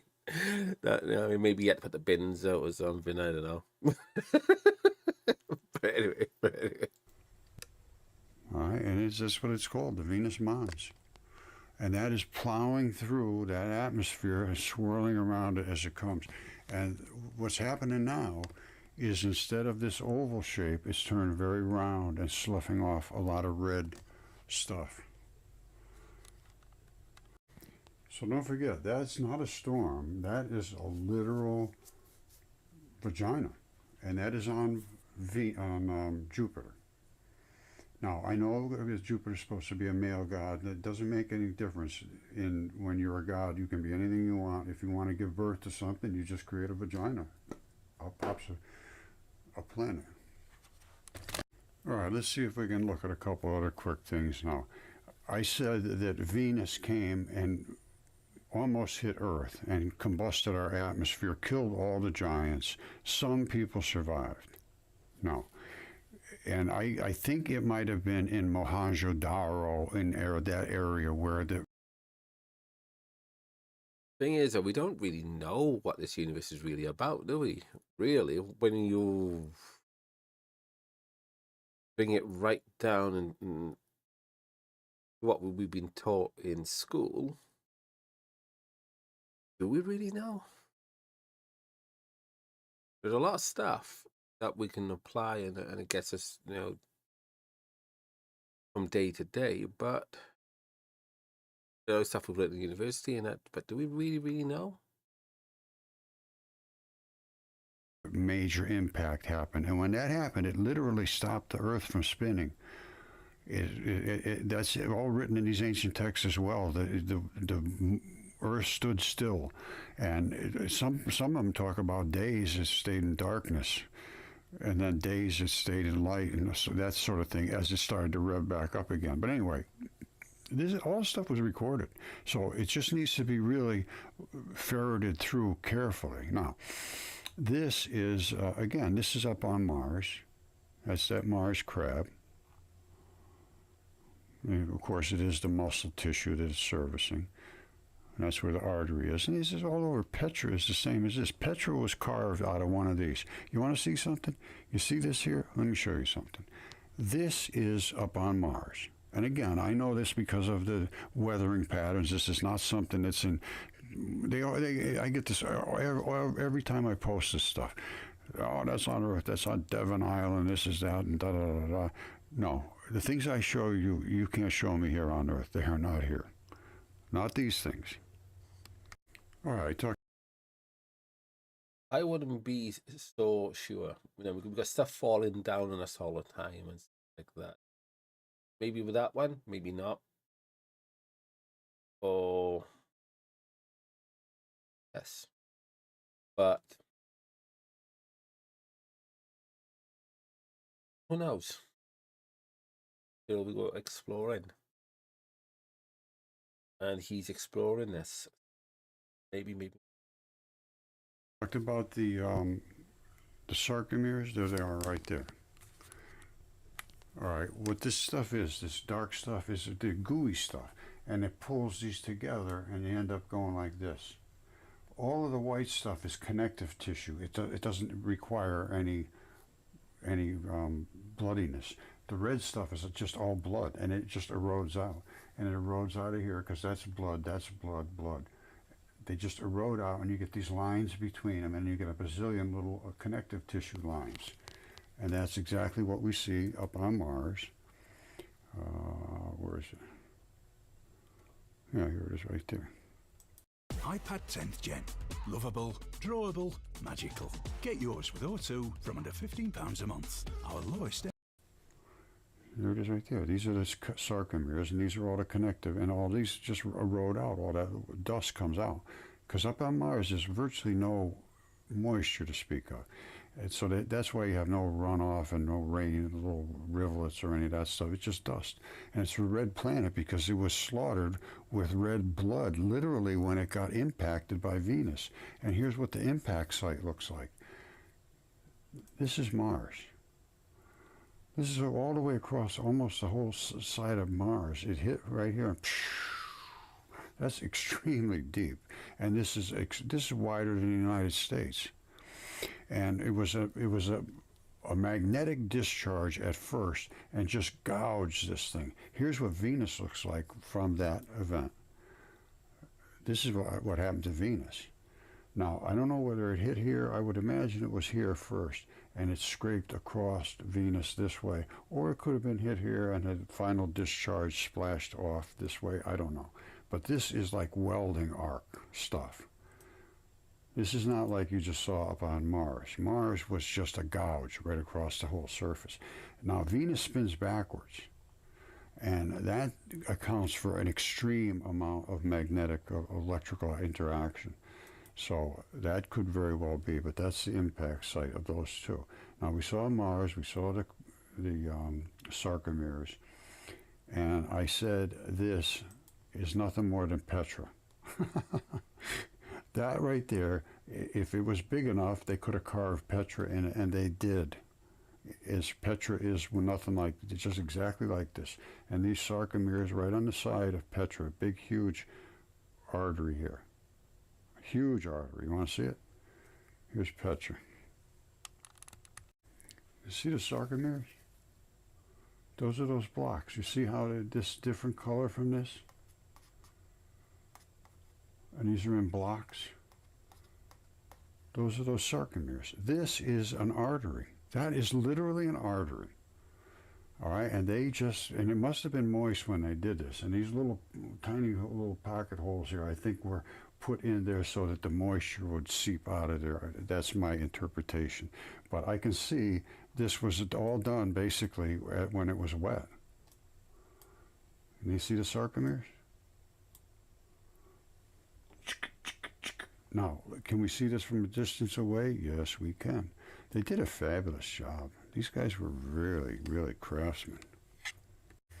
All right, this is a huge, huge, huge area of muscle tissue, and some places they attached, the muscle had to attach to tendon, and these are the tendon areas where they attach. Normally there would be balls in these things probably. I don't know whether they removed them or they're not there or whatever. But this is, the white stuff is where you really get into the tendon. The other stuff we saw here at the bottom, that's real muscle. That doesn't have this kind of connective tissue. This is very dense when you start to get towards the tendon. And this is what's inside the treasury. This is nothing more than inside of a person's body after petrified. And, like even up here, you can see that's where blood seeped through here. That was feeding blood into whatever the tissue was here. And this is connective tissue. So we're dealing with just gigantic, gigantic. And now where do you see it from a distance? All right, all I can tell you is that's Petra, and that's sarcomeres, the same stuff. Same stuff all over here. And these where the blood ran to service those muscles. And the whole thing is muscle everywhere. All the way up here, everywhere is no muscle. All the way down here, everywhere. it's you know, this is just one blood vessel, you know, main artery, but I'm sure it's a main artery because they built the whole building out of one artery, so I would say that would be a main artery. Okay, above your muscle, which I just showed you, all those sarcomeres, you have a floppy layer, which is... And the thing is, I've seen his earlier work and stuff like that, so I can see where he's going and stuff like that. If you don't understand where he's getting these ideas from and so forth, go and check his earlier work from like a few years ago. But yeah, it's making sense to me. You know what I mean? If it's not making sense to you guys, then go and check his earlier work and check out other mud parcel people as well. This is very interesting. I mean, I can see where he's going with this. Right underneath your skin, which is interstitium, and it flaps and pulls and this and that, and it has all these little balls, tiny, tiny, tiny, these little balls. Can you see that? I think you should be able to see that. And they're all over underneath your skin. All right? That is what that Mars Morse code was, is this stuff right here. And the balls, some of them had eroded. Now, they have the same thing over here. These are the Moki marbles. Exactly identical to the Mars blueberries. We're talking about the same type of stuff.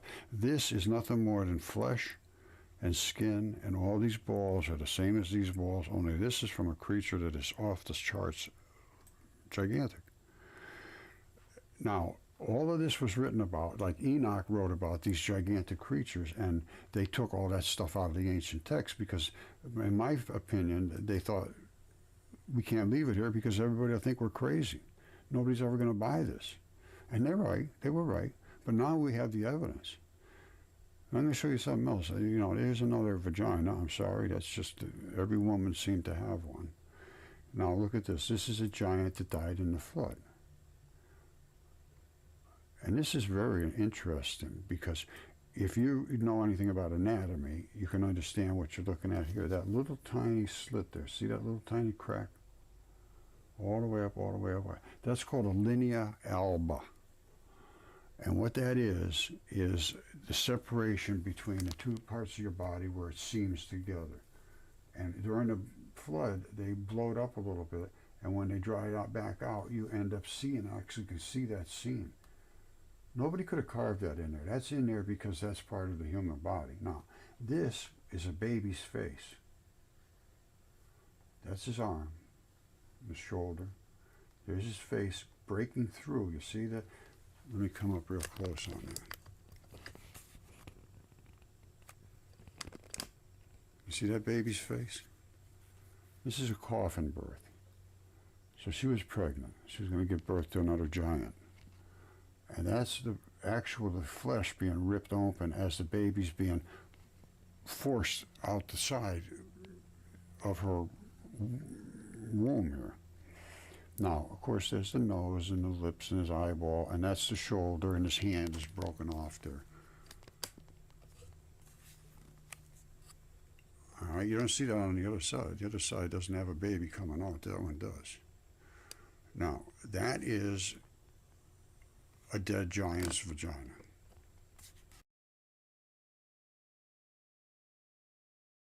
Yeah, it does look like that. It doesn't mean it is. It does look like that. All right, and I got all kinds of ones that have male body parts that are the counterpart for a female. Now, you see the green here? You see all that green? All the green grows wherever there's a lot of blood, and there's still blood in this thing. All right, it loves red blood, and you can see it's pretty well pink anyway. And these, if you look at these are the vaginal ripples, and they're identical to what's up on Mars. I mean, up on in the red spot. You see, they're basically the same thing coming down that red spot. This is undeniable. That's the one that got me. That's it. There's just no way that can be. There's no way that's an accident. And not a single bit of it is out of place. and it's called the Venus Mons. And like I say, we could be in for an issue before too long. Who knows? But all of these things, there's the interstitium, and there's the stretched skin, and that's the gathered skin, and that's the normal skin.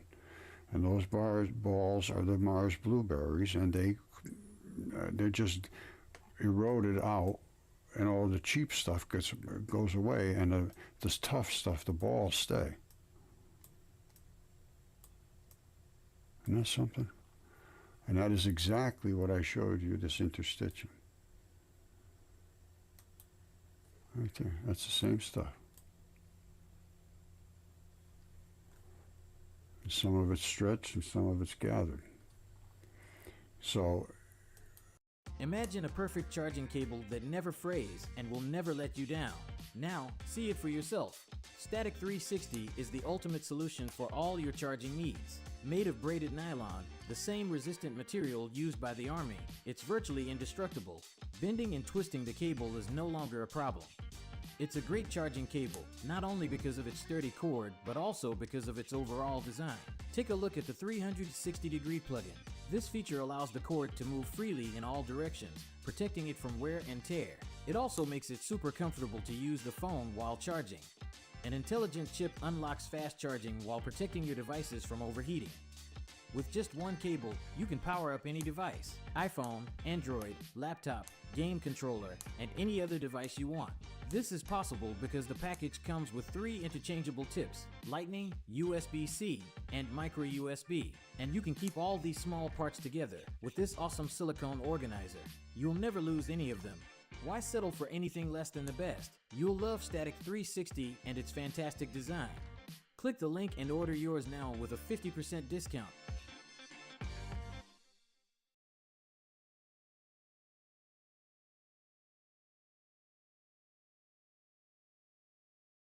New tax year, new financial you.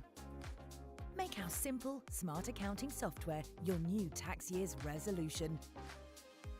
Know the VAT you owe, manage cash flow, get paid faster, and manage payroll.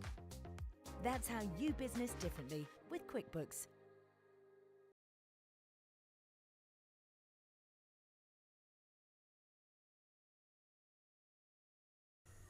everything is different than what we have always assumed and believed and were told to believe and thought. Now, how does that affect eternity? Well, I don't know. There's a lot to think about, a lot to discuss. And I think this, I'm going to have to leave that for another day, but this is, to me, this points to the fact that we really, really have to dig into some real in-depth thinking here. And again, I want to go back through, let me just finish with my text here. It's only a couple of pages and then we'll be done with this. But this is about God and about belief and about what happened to the solar system, the chaos, and all of these things that were written and talked about. Now it says all these events happen at the same dates and were recorded all around the world. And Velikovsky did all that research. So I'm sure those things are gone. The statement in Revelation 12 says God's Son was born in space. Now listen to what it says. This is Revelations, and I believe this has already happened, I think. It says, a great sign appeared in heaven, a woman clothed with the sun. All right, she was clothed with the sun, with the moon under her feet, and a crown of 12 stars on her head. She was pregnant and cried out in pain as she was about to give birth, standing on the moon. Another sign appeared in heaven, an enormous red dragon, 7 heads and 10 horns, and 7 crowns on its head. Its tail swept a third of the stars out of the sky. That's 200 of the 600. That would be a third. And flung them to the earth, which was what happened. The dragon stood in front of the woman who was about to give birth so that it might devour her child the moment he was born. All right, and that's what was happening. They were eating the kids as soon as they were born. She gave birth to a son, a male child who will rule all the nations with an iron scepter. So she did actually have the baby. And her child was snatched up to God and to his throne. All right, somebody came down and pulled out the baby before the red dragon could eat him. And the woman fled into the wilderness to a place prepared for her by God, where she might be taken care of for 1,260 days. Then war broke out in the heavens. Michael and his angels fought against the dragon, and the dragon and his angels fought back, but he was not strong enough, and they lost their place in heaven. The great dragon was hurled down, the ancient serpent called the devil or Satan, who leads the whole world astray. He was hurled to the earth, and his angels with him. Now, then I go into the comets, the body parts. There's body parts in space everywhere. There was battles in the heavens everywhere. A dragon carcass I found in Morocco, too, at this time. This was 2016. A video shows a fake white one, and at that time was admitted as possibly only not. It turned out fake. I showed an enormous dragon carcass, but another video showed a fake. Birth of Venus. Here's a thought, guys, which maybe one or two of you may have thought about already. I mean, like it says in the Bible, that God can be everywhere and all that. So it'd be it is interesting then that we see the cults will do the opposite of that. You know what I mean? Where they say Santa sees you even when you're sleeping and all of that and everything else and stuff like that. How they've perverted that. But anyway, but if by what he is saying and stuff like that would make sense, then how God can be everywhere. I mean, very easily in a physical form. When it comes to the earth itself, you know what I mean? If the earth is a god, let's say, then that makes sense then that God can be everywhere. You know what I mean? Even from the materials we build from the earth, I mean, we build houses and so forth, and everything. So no matter where you go, God is listening. God knows everything about you. And then when you take in stuff from the earth, you eat it, and then inside, it becomes like a part of us on a energy level, so God will know what we're thinking. We know how we're feeling, how we do this, and you know what I mean. It's just something. I mean, that I quickly thought about. I mean, but it does mix. I wonder how many people thought of that. Listening to that, or when you just went, yeah, I mean, or whatever. I mean, doesn't matter. But it was just like an ideology, an idea that came into the mind. Where I mean, oh well. As a fiery comet during Exodus 3,500 years ago. It was recorded in Egypt and in the Bible, and Earth was wrenched during this time. Venus was a comet and almost destroyed Earth, and then went out and killed Mars, wiped it out. What about the giants in the Earth? Mud fossil soft tissue find in 2012 in Middletown led to a detailed chemical anatomical study, including 3 DNA tests, 7 CAT scans, much lab chemistry, creates the feldspar and associated tissue fossilization. In addition, an autopsy teacher that trains others worldwide agrees these are creatures. There are 3 DNA tests I had done. And, I can't use some of these teachers' names because they don't want to be known, but it was well agreed. And anybody that looks at it, there's no way you can miss it. It's just as simple as that. The DNA was 100% human, and it was dense and excellent quality. CAT scans were very obviously human fingers, fingernail bed, another with the nail turned and mineralized. While harvesting DNA, extreme caution was used. They always said, oh, you must have contaminated it. No, I drilled in deep. I took it out. It was just saturated with blood. And these are giants as stated in the Bible. The matter on Comet 67b, they all came back as biological too. And then they said here, battles raged in the heavens, as it says in Rev 12:7, war broke out in the heavens. They weren't strong enough, and they lost their place. They were hurled down to the earth. The conclusion is the chemistry supports the Jesus story.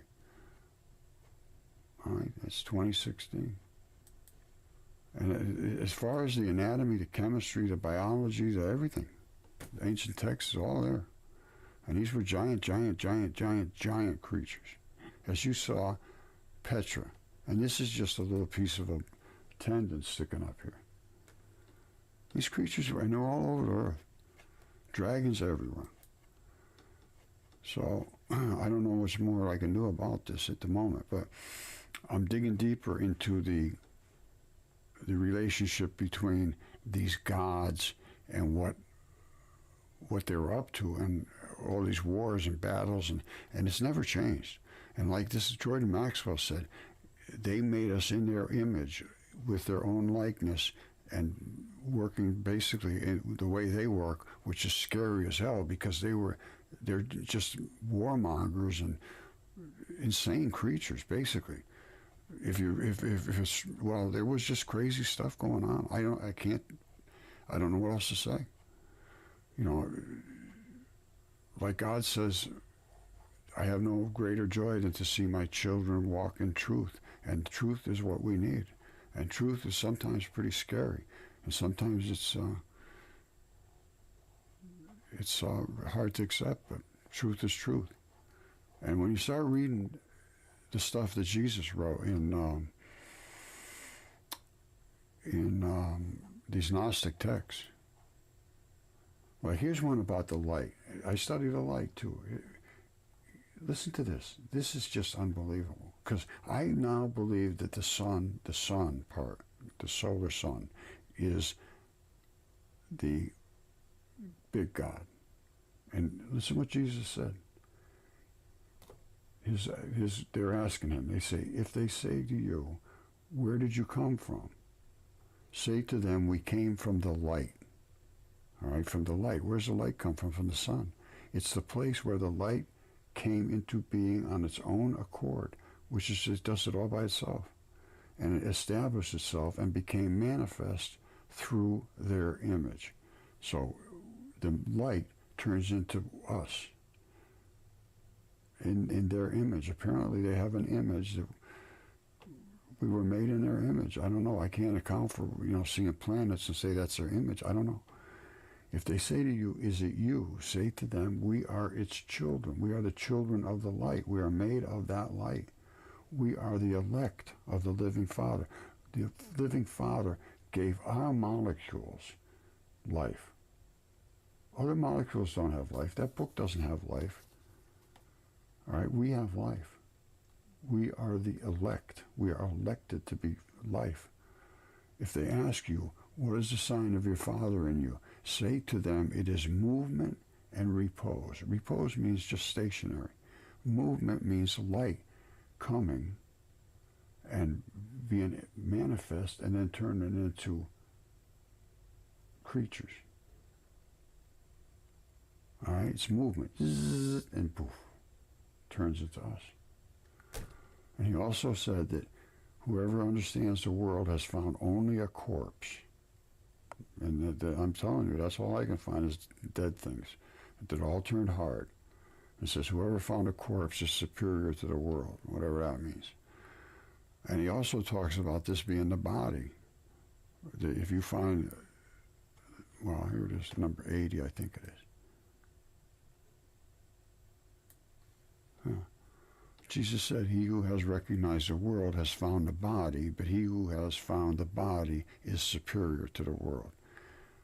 I'm not going to argue with Jesus. And Jesus said, let him who seeks continue seeking until he finds. When he finds, he will become disturbed and troubled. When he becomes troubled, he will be astonished and he will rule over the all. Well, all I can tell you is I'm looking. I'm trying to find out as much as I can find out. And the things I have become very disturbed, absolutely 100% troubled. And I am 100% astonished, as I think you should be if you pay attention to this. But anyway, we're going to have to get into this a lot deeper and start to dig through my ancient papers, or my papers that relate to these ancient things. Because I had original thoughts that probably don't hold up now after learning more. If you learn, you should change the way you think, unless you're just perfectly smart from day one. And I don't think there's too many people like that. So you learn and you evolve. And I have to go back and see all the things that I wrote about, because I made, I document basically everything I do. And then I can go back to see what changed. So I'm going to be digging around, and of course I'll be making more videos. All right, I love you all, and I hope you all had a Merry Christmas, and you're going to have a nice New Year. And I'd like to see things get better. Pray for peace. Do what you can. I love you. Bye.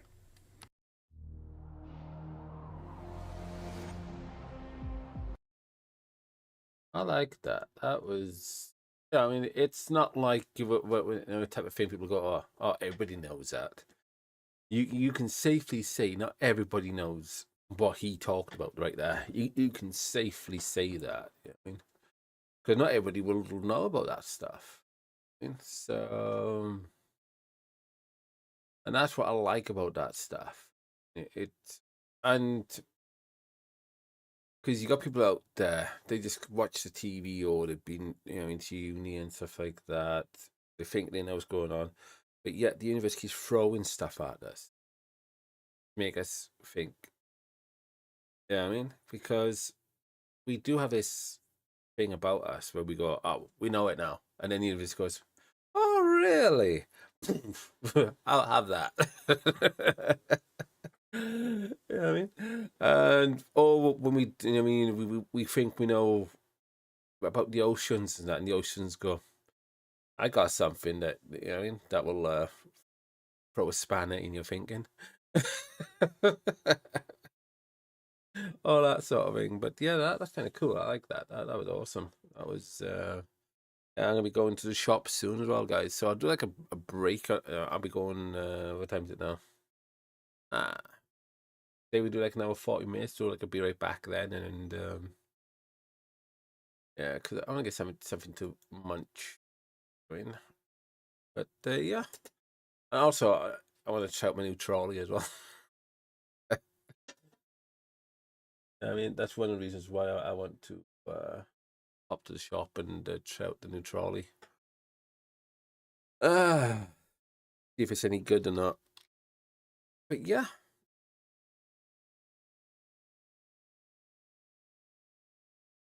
That was fascinating, guys. That was intriguing. I mean, now, how's people like? I mean, they'll go, "Oh, my teacher said this," or, and really, this is all about going along the path and learning. And yeah, it doesn't matter if our brains are not going to understand everything anyway. I mean, our brains are not going to fit everything in, all that, and so forth. And it wasn't designed to. I mean, so if, and you could look at that as, if your brain wasn't designed to take everything in, therefore the brain is going to be designed to be filtering. Therefore, yeah, I mean, we know there's going to be like a lot of maybe well, we know there are a lot of dishonesty, a lot of lies and stuff like that. So therefore, the brain was meant to be a deliberate filter, and mankind didn't create that. So whoever created it and all of that, and so was actually telling us with our own minds to be careful what you put in there, in a very clever way and simplistic way. Didn't have to give us words or nothing, but so by just going along wherever we are taught in schools or taught by the establishment and that, you guys just have to question, who's actually telling us what we should learn or not learn? Who actually decides what goes into this brain up when you go to schools, go into the thing and that? I mean, ask yourself, is the stuff that we are being taught in schools should be going in this brain? Or the stuff that's been put through the establishment, should it be going into this brain? And then everything else, because it's still a being that wants us to have that knowledge. but is that knowledge the correct knowledge for us to have, or the right knowledge and stuff like that? I mean, so we got to be careful. I mean, I'm not saying everything we learn in school is wrong. I'm not saying everything we learn in school is right. But we just got to be careful. And we don't stop learning anyway after we've gone through the establishment schools, you know what I mean, and colleges and universities. We should always keep learning and stuff like that. Even then, when the stuff we find out from schools, colleges, and universities contradicts. You know what I mean, it doesn't mean what we find that contradicts is wrong, and doesn't mean it's right either. Even the stuff that stuff we find doesn't make the stuff at school's wrong or right until we explode. You know what I mean? No, sorry, not explode, but I mean, like I heard it. I meant to say explore. You know what I mean? So we need to explore before we can say that's wrong, that's right, and all of that. We need to explore it, entertain it. So, but yeah, I know some people would be like, no, no, no, because I used to know an acquaintance. You know, she so thought I was a friend, but no, I kept saying to her, I'm an acquaintance. There'd be stuff I'd be saying to her, and she'd be like, no. And me, I glad I explored. I went exploring what people were throwing at me and so forth, and now I'm glad I did, because I now know to walk away. Otherwise, I be contributing of harming of elephants, because the products are being tested on elephants in some countries. I mean, that's why best to sometimes have a look into what you're selling and all that. And if you're still willing to sell products that are being tested on animals, and not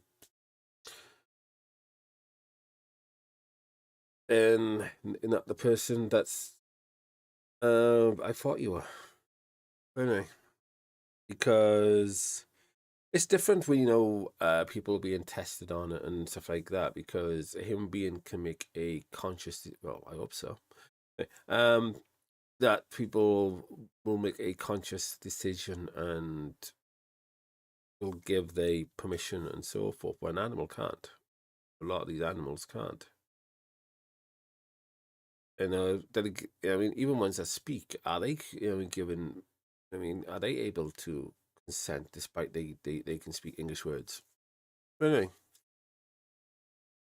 but yeah, there's a lot going on and stuff like that. I do think a lot of people are forgetting that because it's a pay packet, it doesn't mean you're doing the right thing. Because we're supposed to be guardians of this planet, custodians like that for our life, and yet many of us are failing that. Even even people in Oriflame and the World Health Organization, the World Trade Organization, and many others are all failing that. Even the WWF, World Wildlife Fund, are failing that. Anyway, let's keep moving. Soul of the Gentle, the Goyim according to the Kabbalah. We will not get into that. Not while I'm live streaming on Twitch and Facebook, maybe elsewhere, but yeah.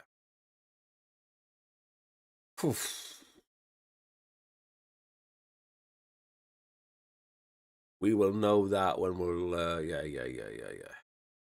We'll not look at that one on Twitch.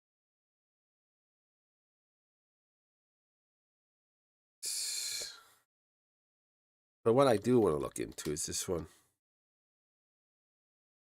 Because a certain person thinks this is not happening. They think there's no such thing as this, but how is it? Let's have a look at this one.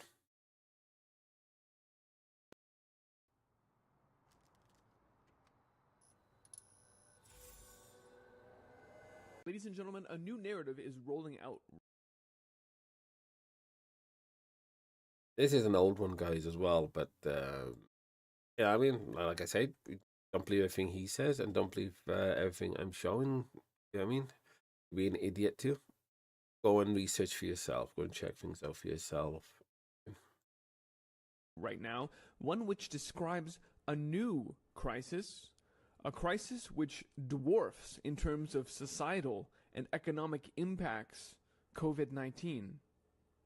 COVID-19, for which we shut down the entire economy and locked people in their homes. What could possibly be more socially and economically impactful than that? Let's talk about it. I'm Christian, and this is the Ice Age Farmer broadcast. I believe that there will be another crisis. It will be more significant. And, we need to actually start preparing for that now. When we do see this next crisis, it will be faster than what we've seen with COVID. The exponential growth rate will climb, be much steeper.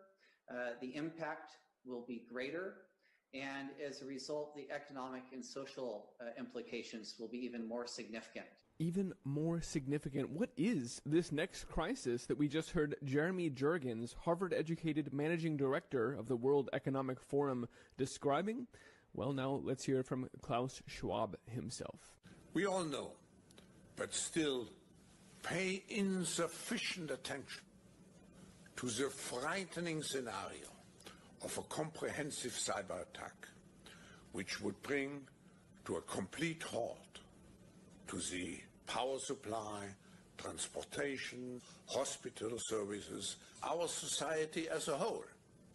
The COVID-19 crisis would be seen in this respect as a small disturbance in comparison to a major cyber attack.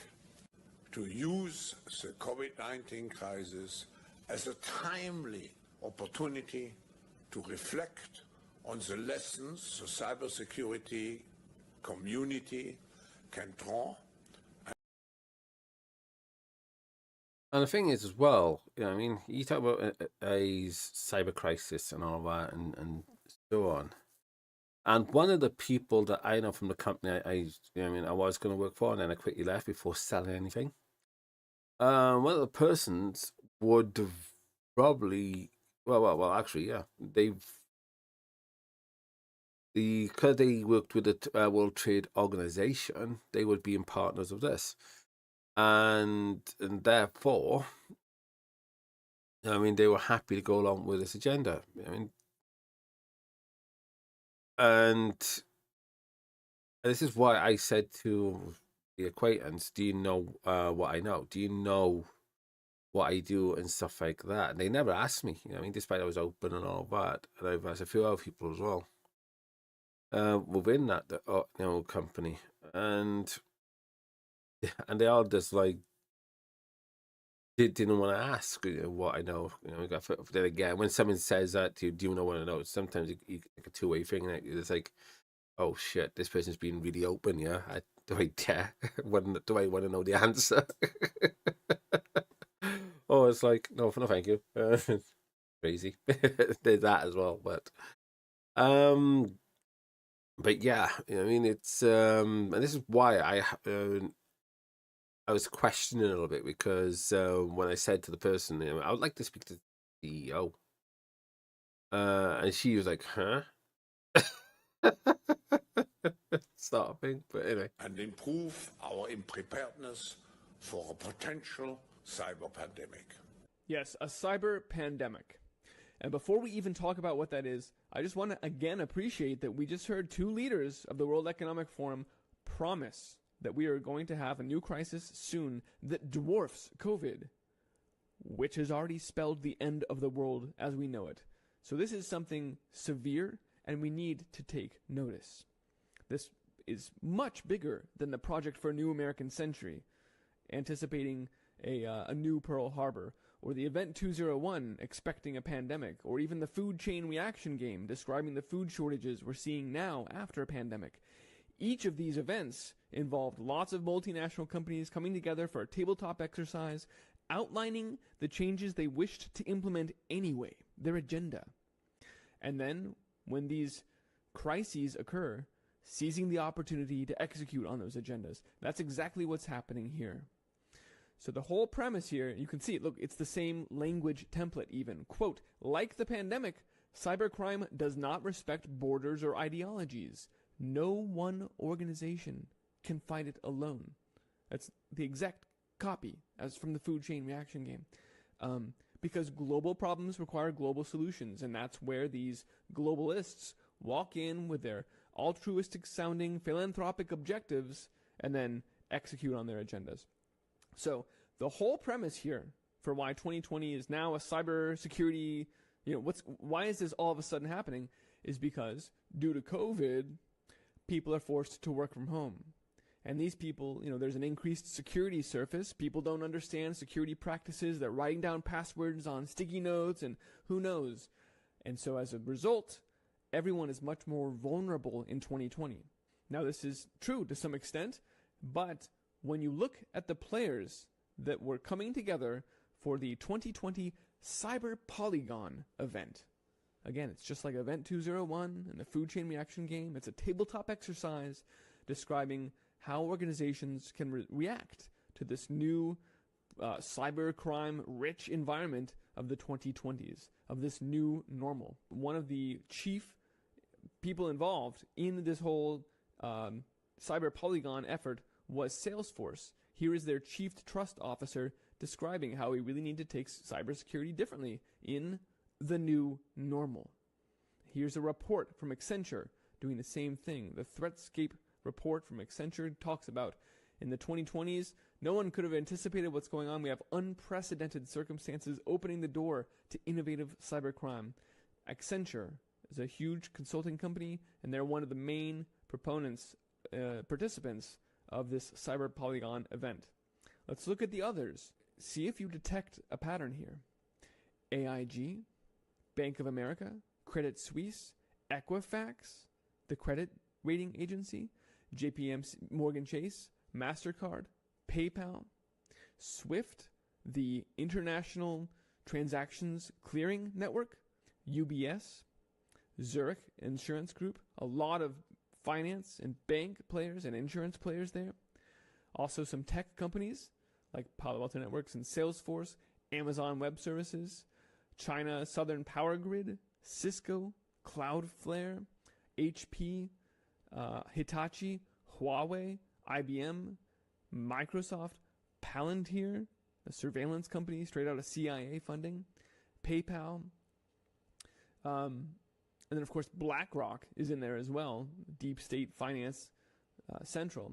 So you see, we have representatives from a few different areas here, but it seems as if the cybercrime that's being discussed here definitely is finance heavy.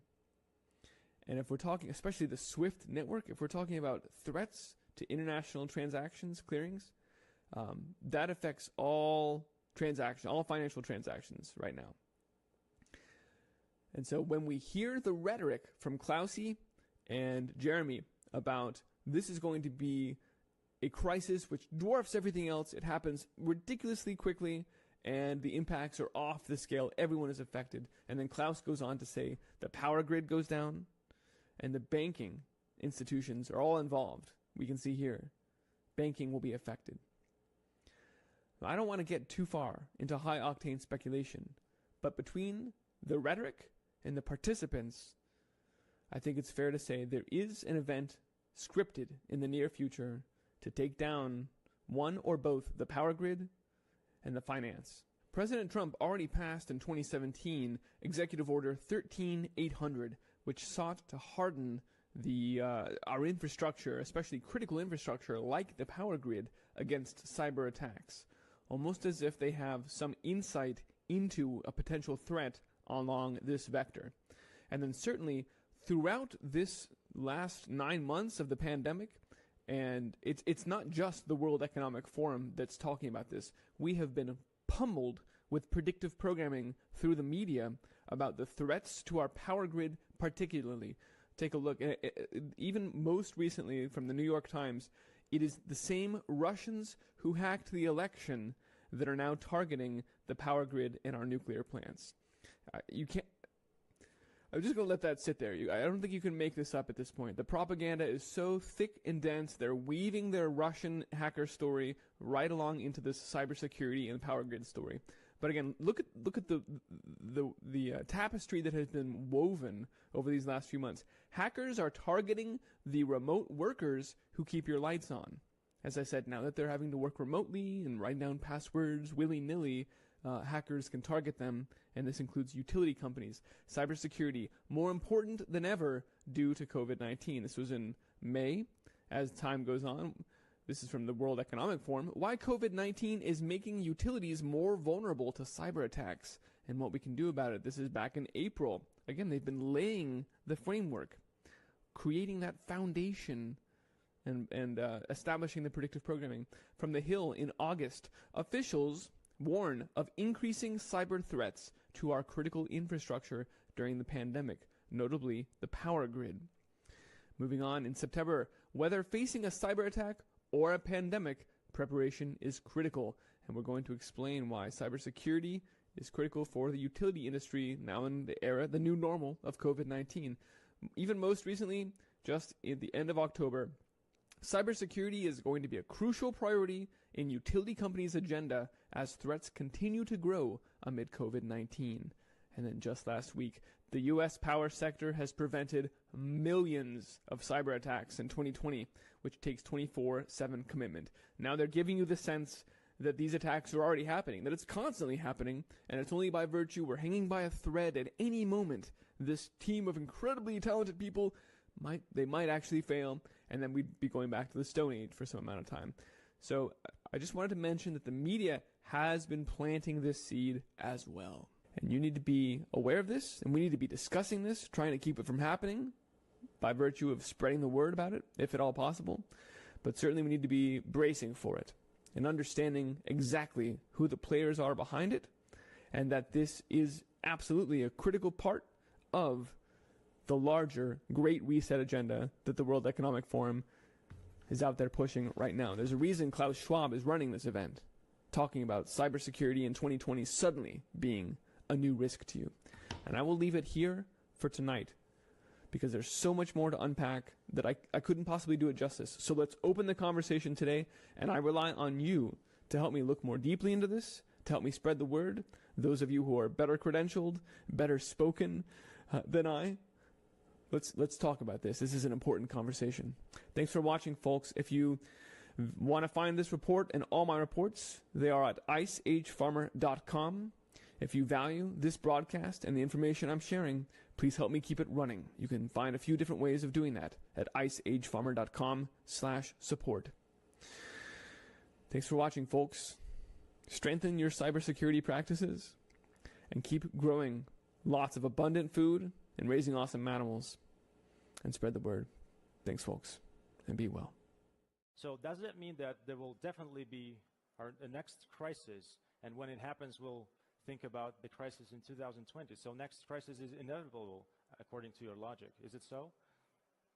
Yeah, I'm definitely in the camp. I believe that there will be another crisis. It will be more significant, and we need to actually start preparing for that now. And if we take the example of what happened with medical equipment in the European Union, we've been working on the European project for decades now. Yet when a really significant crisis took place, the channels of communication were not in place, the protocols for cooperation were not in place, and people looked inward initially and tried to address it on their own.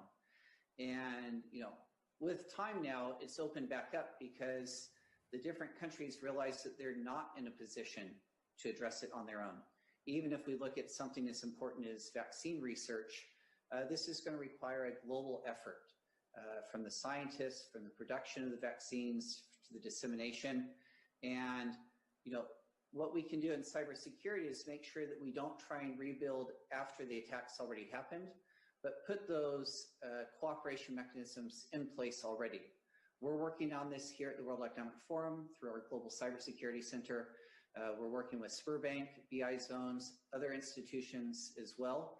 So we need to actually start this cooperation and understanding early so that when the crisis does hit, that we're in a position to respond effectively to it. And, I would anticipate that when we do see this next crisis, it will be faster than what we've seen with COVID.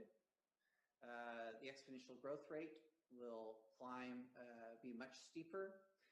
The impact will be greater. And as a result, the economic and social implications will be even more significant. So I think it's really important that we don't underestimate the severity of what a crisis like this, the impact it could have. And it's going to take us, all sectors of society and the economy to come together to address that.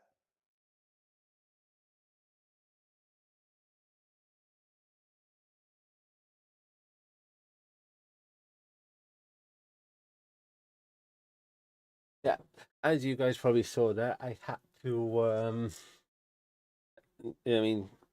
because I've been knocked there, and I had to get rid of stuff and all of that, and now things are looking much better and stuff like that. And I had a car charger and all that to get rid of, and well, a battery type thing and all of that. And I don't drive, all of that, so it was pointless me keeping it.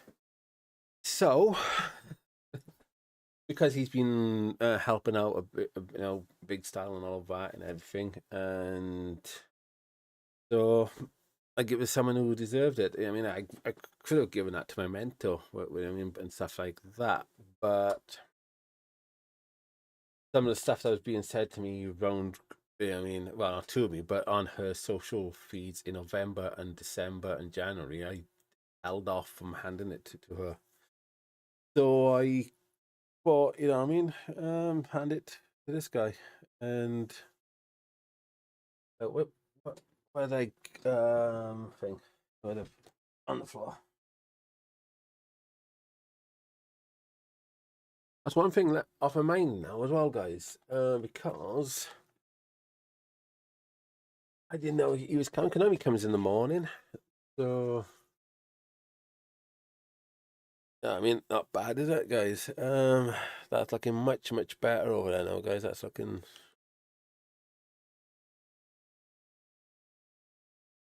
There we go.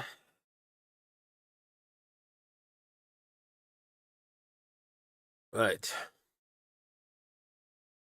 I'm going to be right back, guys. I'm going to put some food on or something like that. Something quick to eat before I pop across to the shop. Quite feel my legs, but to give way a bit of that. Yeah, but I'm going to get something to snack on tonight. Funny enough, I'm going to get cook something to eat so I don't collapse, so I can snack on watching a film tonight and so forth. But guys, another thing as well, if you guys haven't checked out the Jones Plantation, also it's Sabbath as well, so I gotta go and get some stuff anyway ready for tomorrow as well. So yeah, so there's a lot to do, but for now I'll be right back.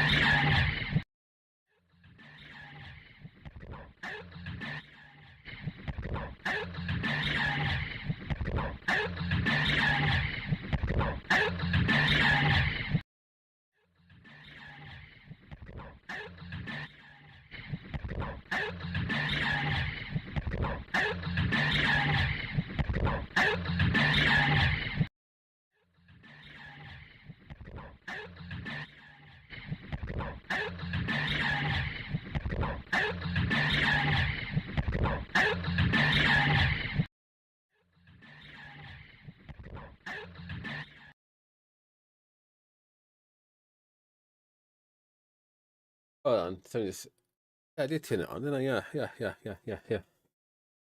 Anyway, I was just wondering if I'm cooking. Yeah, I can hear it. There we go. Anyway, guys, should we do a little gaming? Since it's something like that.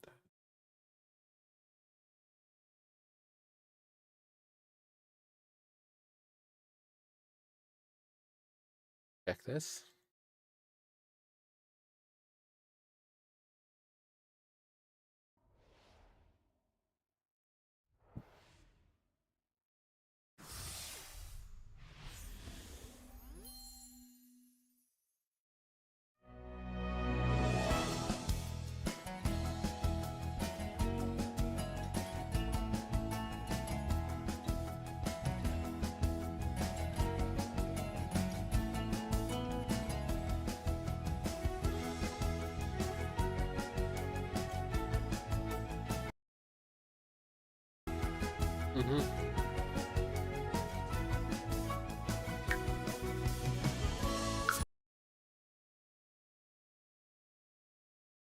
Ah, right. So there's something for free. Now, please verify your security.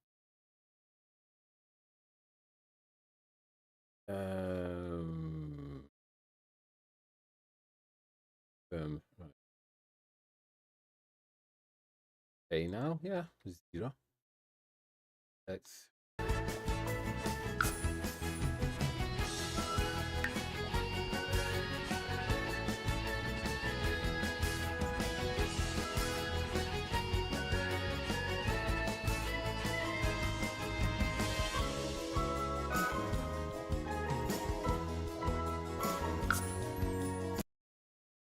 Right, so we are now updating the game. So what we'll do is we'll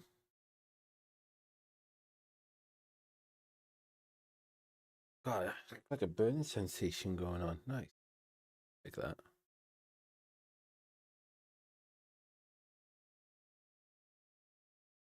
Right, we'll go to sources, we'll change that one up, we'll do that. Right. Now we'll do things over this side now.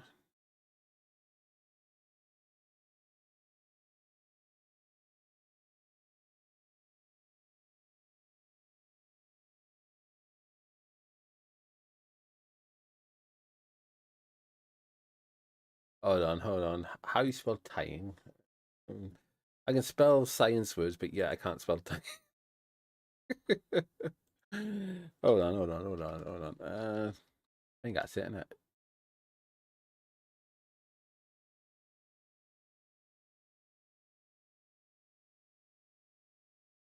Tying. Did that tie?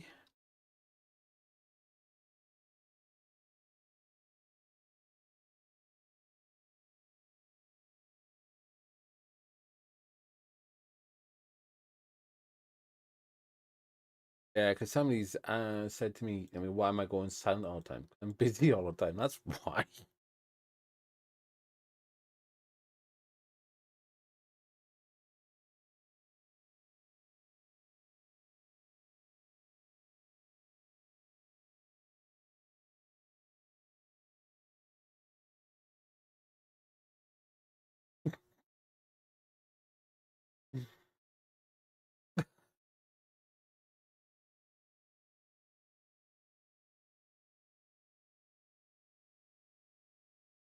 I'm letting them know I'm live streaming.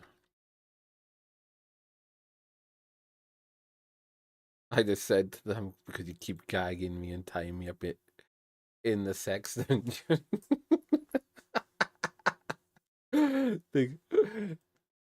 Anyway. Man. Oh, don't tell me. Yeah, it's updating all that stuff. So that's gonna take a while before it updates. So oh play something else. I'm really hoping to do the Sims and that, but we'll play something else until the food is done, and then we'll go. Then again, we'll play our video. I will do that in. Mm-hmm.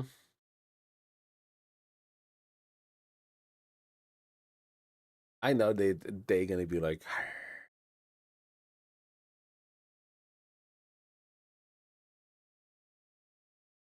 hmm.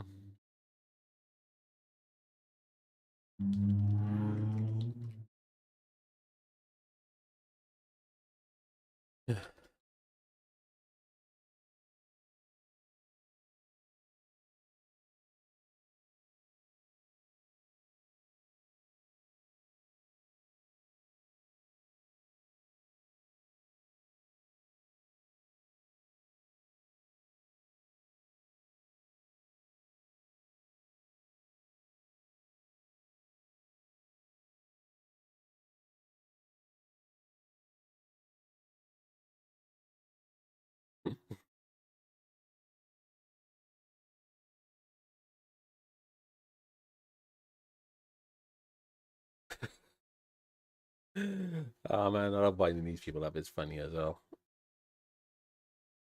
Yeah, they try and they like go to people and they try and get like money from people's bank accounts and stuff like that, and they try and do all of this. So I use myself as they keep their attention on me, you know. So and while I'm getting our groups in to like, you know, I mean, like the police and all, trying to get the police and all that onto them. And but yeah, these scammers, I don't know. Yeah, I could have got.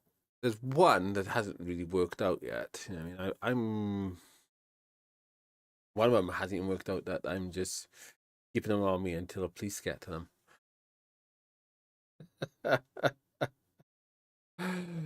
Oh man, it's funny as well. But anyway,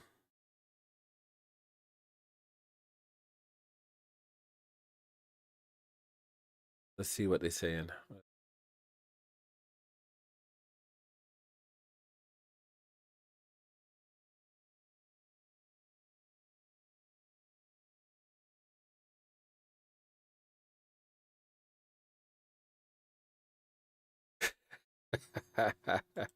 That old chestnut, you know, I mean, the what we've seen Pierogi expose the scammers. You know, but they use the card thing. Oh, you can pop to Walmart or you can pop to here and all of that and everything. And then yeah, this one's trying the same with me. You see, oh, you can go and get a card, this and you know, I mean, and also we can use the Trust Wallet thing, and I'm just like, okay, whatever.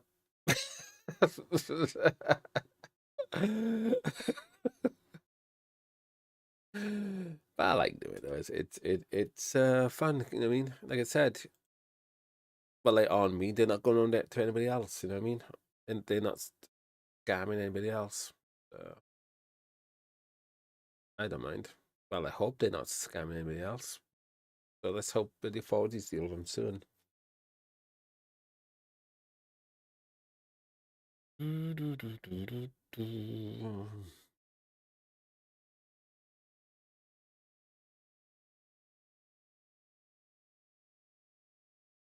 Ba-da-da.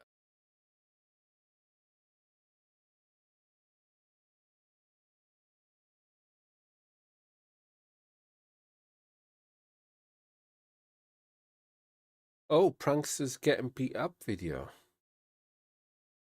I don't normally condone violence, but some of these pranks, they're not funny. I mean, a safe prank is funny. But when you're sort of like doing pranks that puts people's lives at risk, then yeah, you deserve everything you get.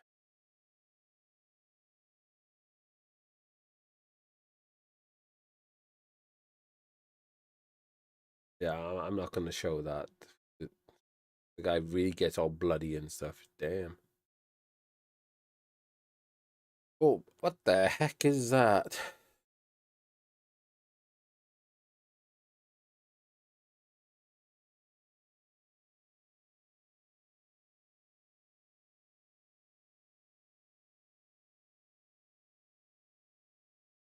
Hmm.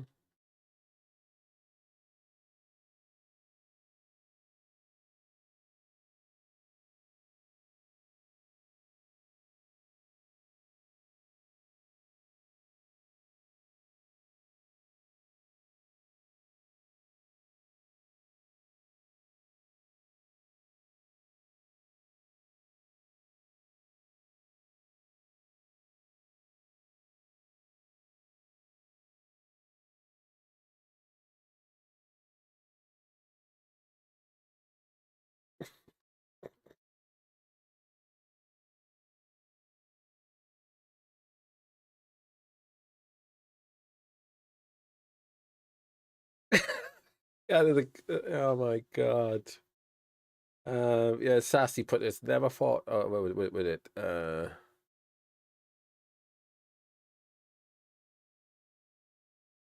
Yeah, Sassy's put in. You know, what I mean, there's somebody dressed up and so forth. They think they can pull off looking like a woman.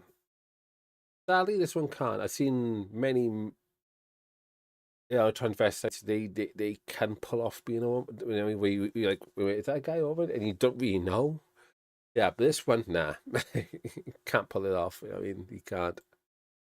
I mean, even if I try to, say dress up and so, no, I can't pull it off. You know what I mean, because I mean, I don't walk feminine. I don't look feminine. I don't. You know what I mean, so I can't pull it off. You know, even if I did the makeup thing, I could not pull it off. You know what I mean, but yeah, some people can get away with it. Some people can't. Unfortunately, dude, this one can't. But anyway, let's have a look what's going on around the world then, shall we, a little bit while I'm waiting for my food.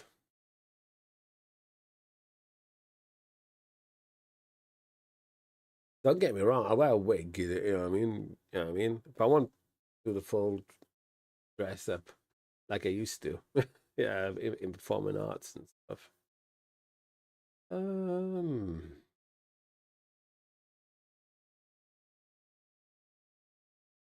Yeah, so something that's 13 minutes long. You know what I mean? I mean, that's around about that. Is that 13 minutes? What's banned from being shown? I'm like, let's have a look.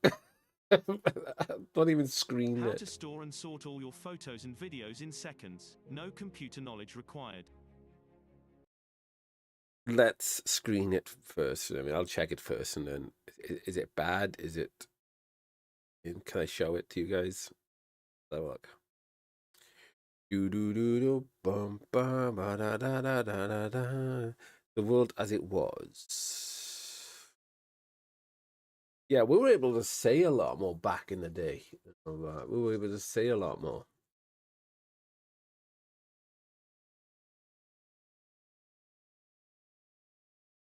Yeah, I mean, and now we've got groups trying to make sure the public stays silent where the establishment and all that can say whatever they want.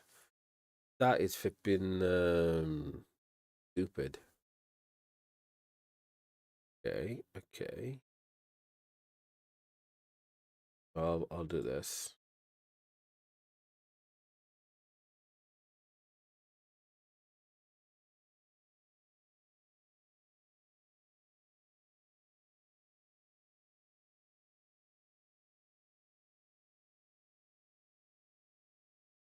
Oh, I can't show this on YouTube. I'm actually live streaming on YouTube right now. Right, sorry, YouTubers. I gotta send you off into the wilderness. So I'll catch you guys later. Don't forget, I'm on Twitch. If you want to come across the Twitch and have a look, it's Zestagle, but Zestaguul. So, but yeah, we're gonna have to say goodbye to the. Oh,